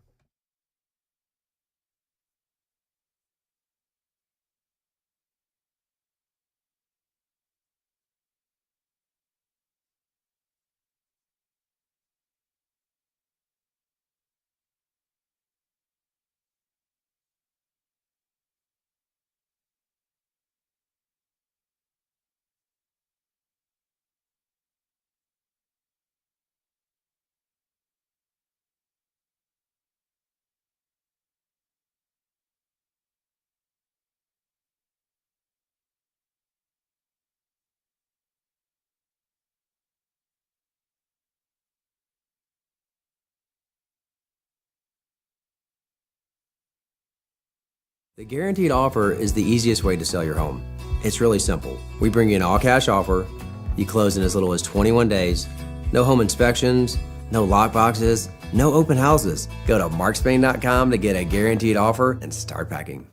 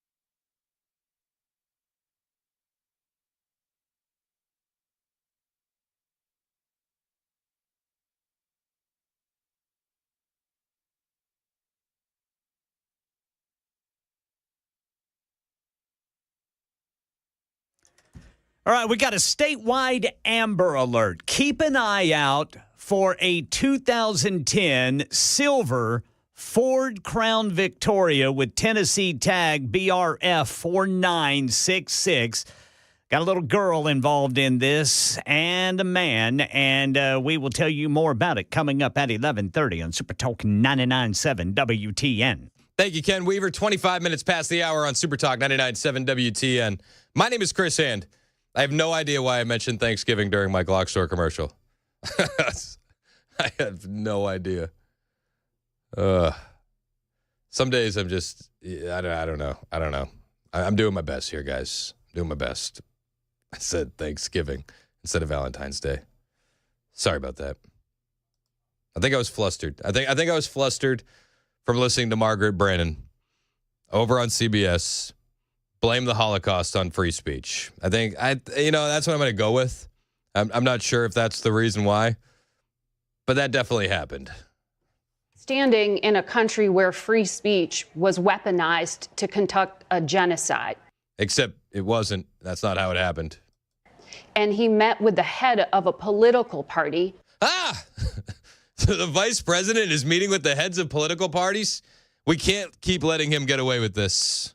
That has far-right views. Oh, no. And some historic ties to extreme groups. Historic ties, not current ties, historic ties. Far right. Again, listen, they do this all the time. Your far right in Europe is not far right. It's not. It's left of MAGA. Let's be perfectly honest. They try to do this in Canada with Pierre Poilievre as well. Say, oh, he's the Canadian Donald Trump. And then he'll get on TV and be like, under Trudeau, hate crimes are up 250%. And it's like, listen, nobody on the far right talks about that. Plain and simple. But that's what you get in Europe. That's far right. The context of that was changing the tone of it. And you know that the censorship I have to disagree with was you. Specifically about the right. No, I have to disagree with you. Free speech was not used to conduct a genocide. The genocide was conducted by an authoritarian Nazi regime that happened to also be genocidal because they hated Jews and they hated minorities and they hated those that they had a list of people they hated, but primarily the Jews. There was no free speech in Nazi Germany. There was none. There was also no opposition in Nazi Germany. They were a sole and only party that governed that country. So that's not an accurate reflection of history. No, and let's also underline the socialist part of the National Socialist Party. They always seem to leave out the socialism. they glance over that. Trump is literally Hitler, and Vance is literally meeting with far-right extremists.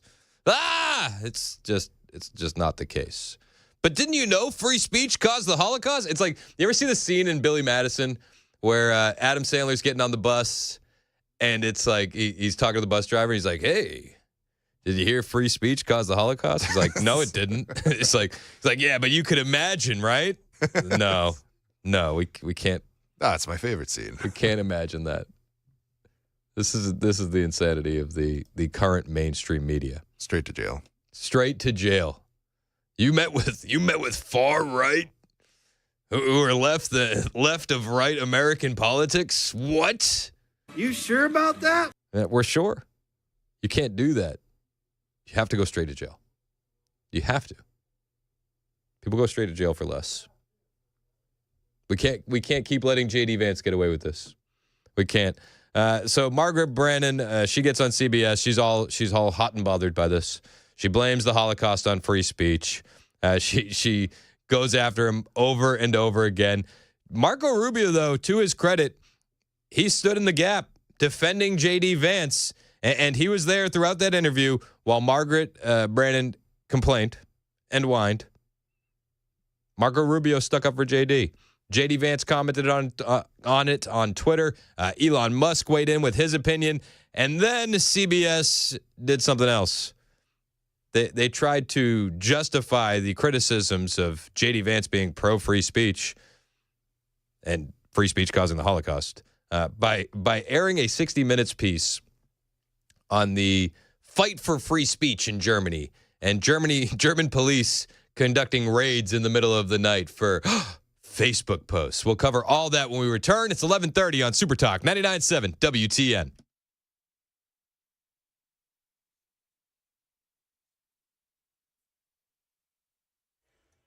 $11:30 on the dot. I'm Ken Weaver with your top stories. Winter is coming back. We've got the full forecast in 5 minutes. Right now across Tennessee, keep an eye out for a 2010 silver Ford Crown Victoria with Tennessee tags. BRF 4966. This is part of an Amber Alert just issued on behalf of the Kingsport Police Department for 2-year-old Maria Linbaugh. Last seen this morning wearing a blue long-sleeve shirt with a heart beige pants and pink shoes. This little girl's possibly in the company of 32-year-old Matthew Linbaugh. They're believed to be traveling in this 2010 silver Ford Crown Victoria with Tennessee tags. And if you see Maria, Matthew, or that vehicle, contact Kingsport Police or TBI at 1-800-TBI-FIND. Well, President Trump has signed a natural disaster declaration for Kentucky to free up as many resources as possible, where Governor Andy Beshear says the death toll from devastating flooding has grown to 11 in his state. You look at the number of people we've already lost and the damage. This is one of the most serious weather events we've dealt with in at least a decade. We've certainly had our share, and this is another significant one. Here in Middle Tennessee, 3 different water rescues in Robertson County. In Montgomery County, 27 people had to be rescued. These folks telling Channel 4. It went from, oh, look, we got water coming out of the banks back there to, uh-oh. When the water started coming in and coming up, calls for assistance started coming pretty regularly. Entire neighborhood surrounded by water there in Montgomery County. In Murray County, a tree fell and split a mobile home in half, barely missing 3 people who were sleeping. And in Macon County, at least 50 people had to be rescued from the Palace Nursing Home. A bus was used there to get those folks to safety. That's the latest news. Weather's next. I'm Ken Weaver, WTN News.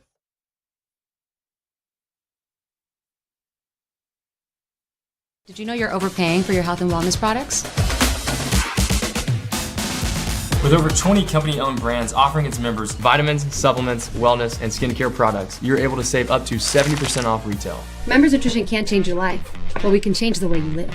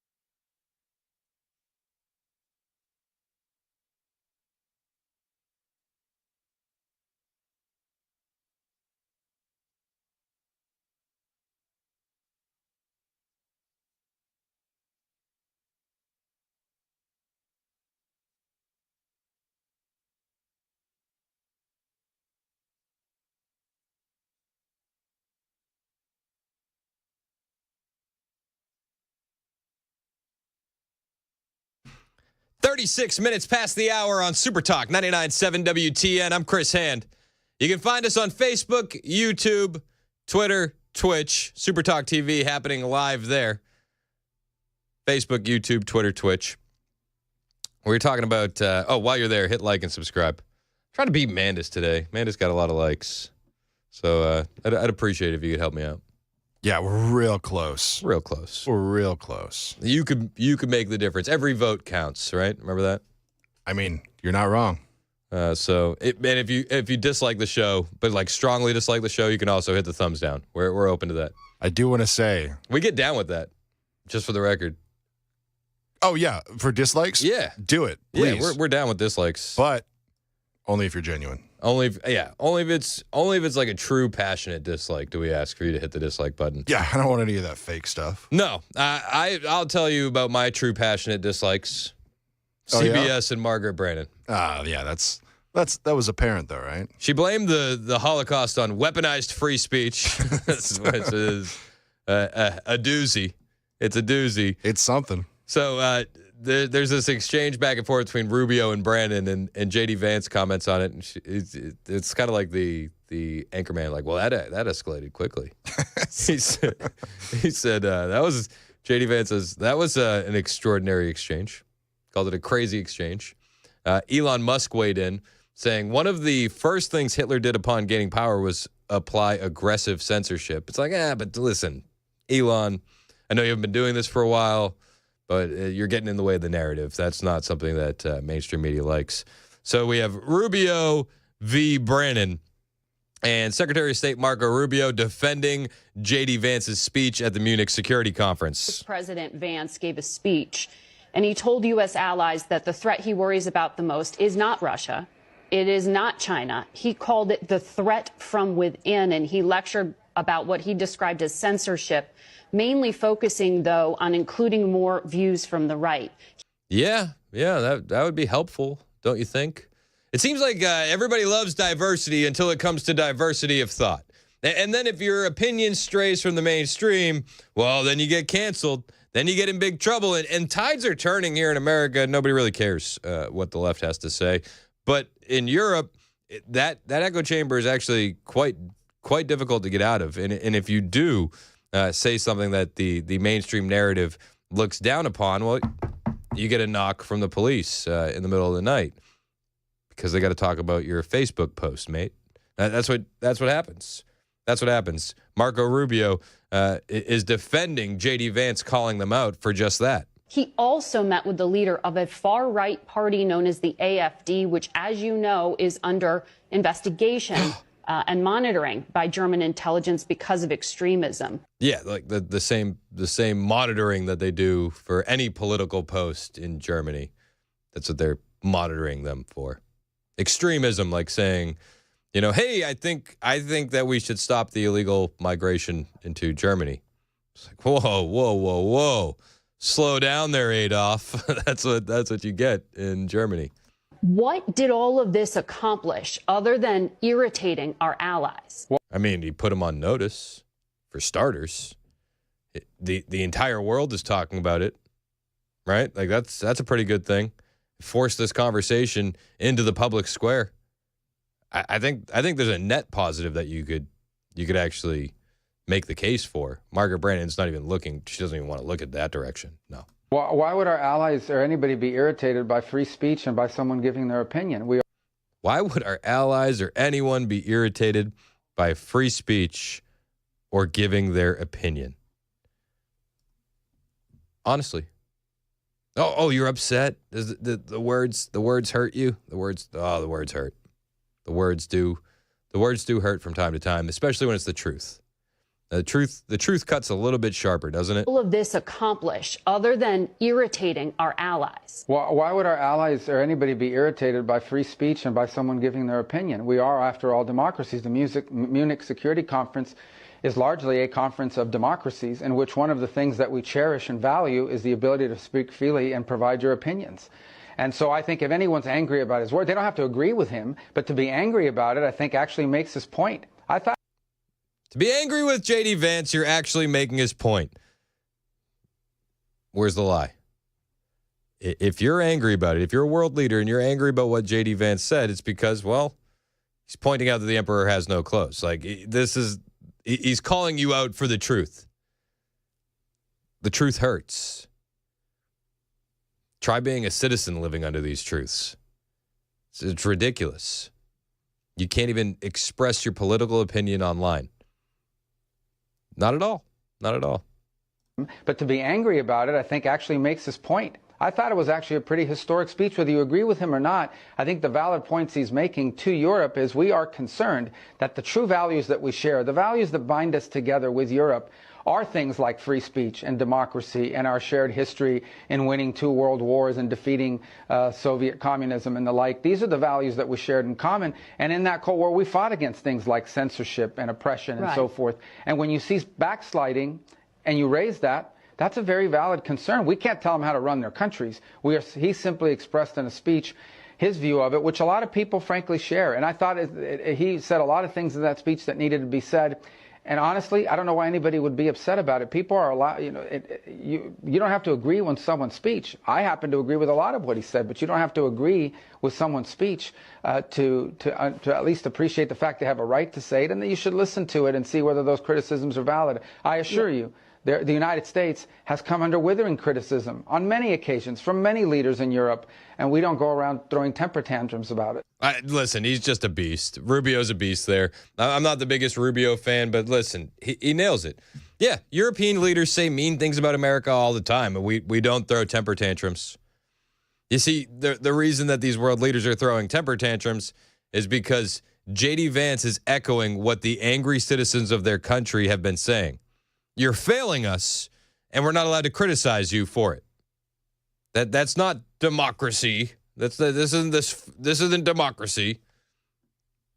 Rubio nails it. He does.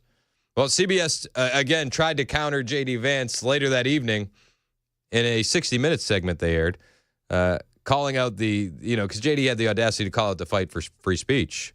So on 60 Minutes, you had you have all of this this segment on CBS 60 Minutes where they're taking footage from German police raiding homes. Yes, and the footage of German police raiding homes is over. They're raiding homes over memes.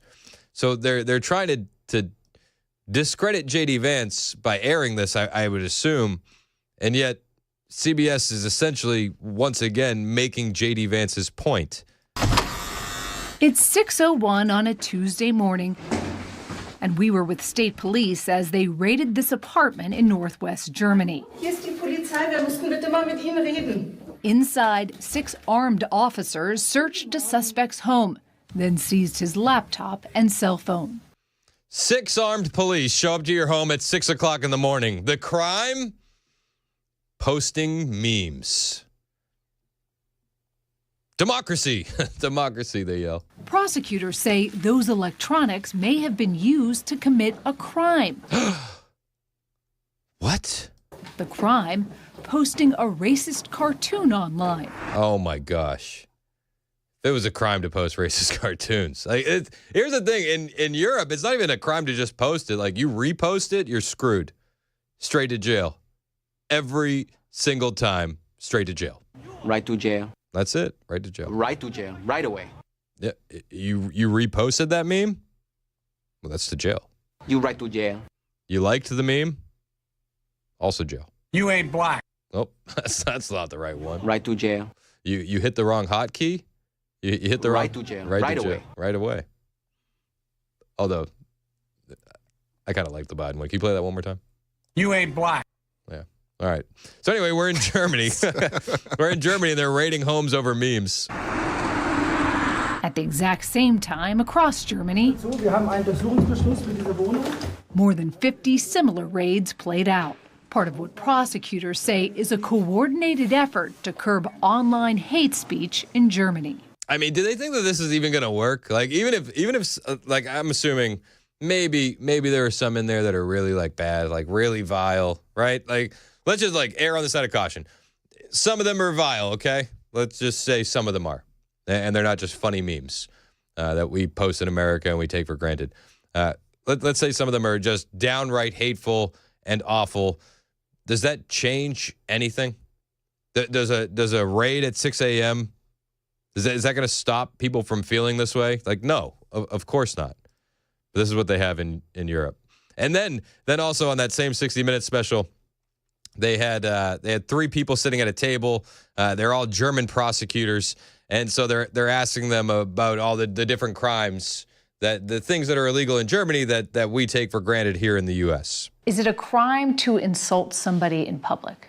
Yes, it is. And it's a crime to insult them online as well? Yes. The fine could be even higher if you insult someone in the internet. Why? Because in internet, it stays there. If we are talking here face to face, you insult me, I insult you, okay, finish. But if you're in the internet, if I insult you or a politician... That sticks around forever. Yeah. I mean, even the interviewer is just kind of like smirking throughout this. Oh yeah, on the internet, it's even worse. It's even worse. The prosecutors explain German law also prohibits the spread of malicious gossip. Define malicious gossip. Define malicious gossip, and for who? Violent threats and fake quotes. I understand violent threats. Fake quotes. Fake quotes. It's like the meme. You ever see the meme of George Washington where he's got sunglasses on and there's a quote underneath that says, "If me and my homies were around, we'd be stacking bodies by now." Like that's against the law. That's against the law in Germany. Like an obvious fake quote. One would assume. If somebody posts something that's not true, and then somebody else reposts it or likes it, are they committing a crime? Yes. And do you know what happens for liking and reposting that? Well, it's straight to jail. Yeah, in the case of reposting, it is a crime as well, because the reader can't distinguish whether you just invented this or just reposted it. That's the same for us. The punishment for breaking hate speech laws can include jail time. Jail time. You right to jail. That's it. You have something mean to say about Angela Merkel? Well, then you're going to jail, buddy. Right to jail. Pack it up. Right to jail. Right away. Everybody. You right to jail. Did you think about liking that post? Well, you might be in trouble too. Right to jail. Yeah, it's true. It's the truth. So in trying to trash JD Vance, CBS News makes his point. Classic. This is CBS. German police conducted about 51 raids across Germany with CBS in tow. 6 a.m. raids on German citizens' homes, confiscating their electronics for the crime of being humble meme farmers. Nothing says protecting democracy like like getting police showing up to your home over a meme, right? That's what I thought. Hey, keep doing you, and we'll try to have JD Vance be on his best behavior next time he gets invited. Do you think he gets invited back after this? I don't know if he gets invited. He could show up, though. It's 11:50 on Super Talk 99.7 WTN.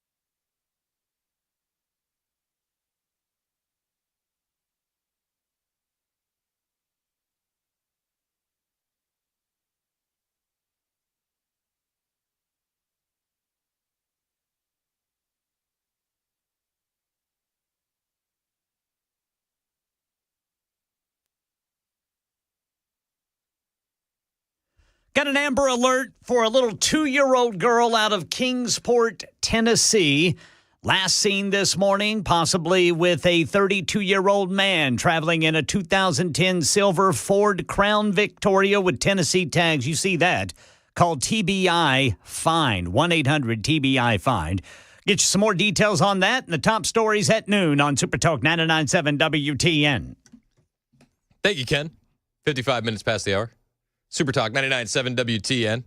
Chris Hand Show brought to you by Better Water LLC. Water filtration systems, water softeners, betterwater.com. Chad Benson in studio. What's up, man? No gay frogs. No gay frogs. How was your weekend? Good. Yeah? Good. We went out. We had a little date, a little karaoke to the Kung Fu place over here. And we got the room to ourselves, and we rocked out for about an hour and a half, got a little dinner. It's just a relaxing night. And then it rained all weekend. I love a good rainy weekend. I love a good rainy weekend, I'm too. for it. Yeah, because it was nice. We kind of Sabbath on Saturday, just sit around, watch a little TV. I watched some soccer. And then yesterday, did a little bit of work, and kind of same thing. We were going to go out, and then started like flurrying a little bit. And we're like, you know what, screw it. We got everything we need. I love it. Yeah, we did.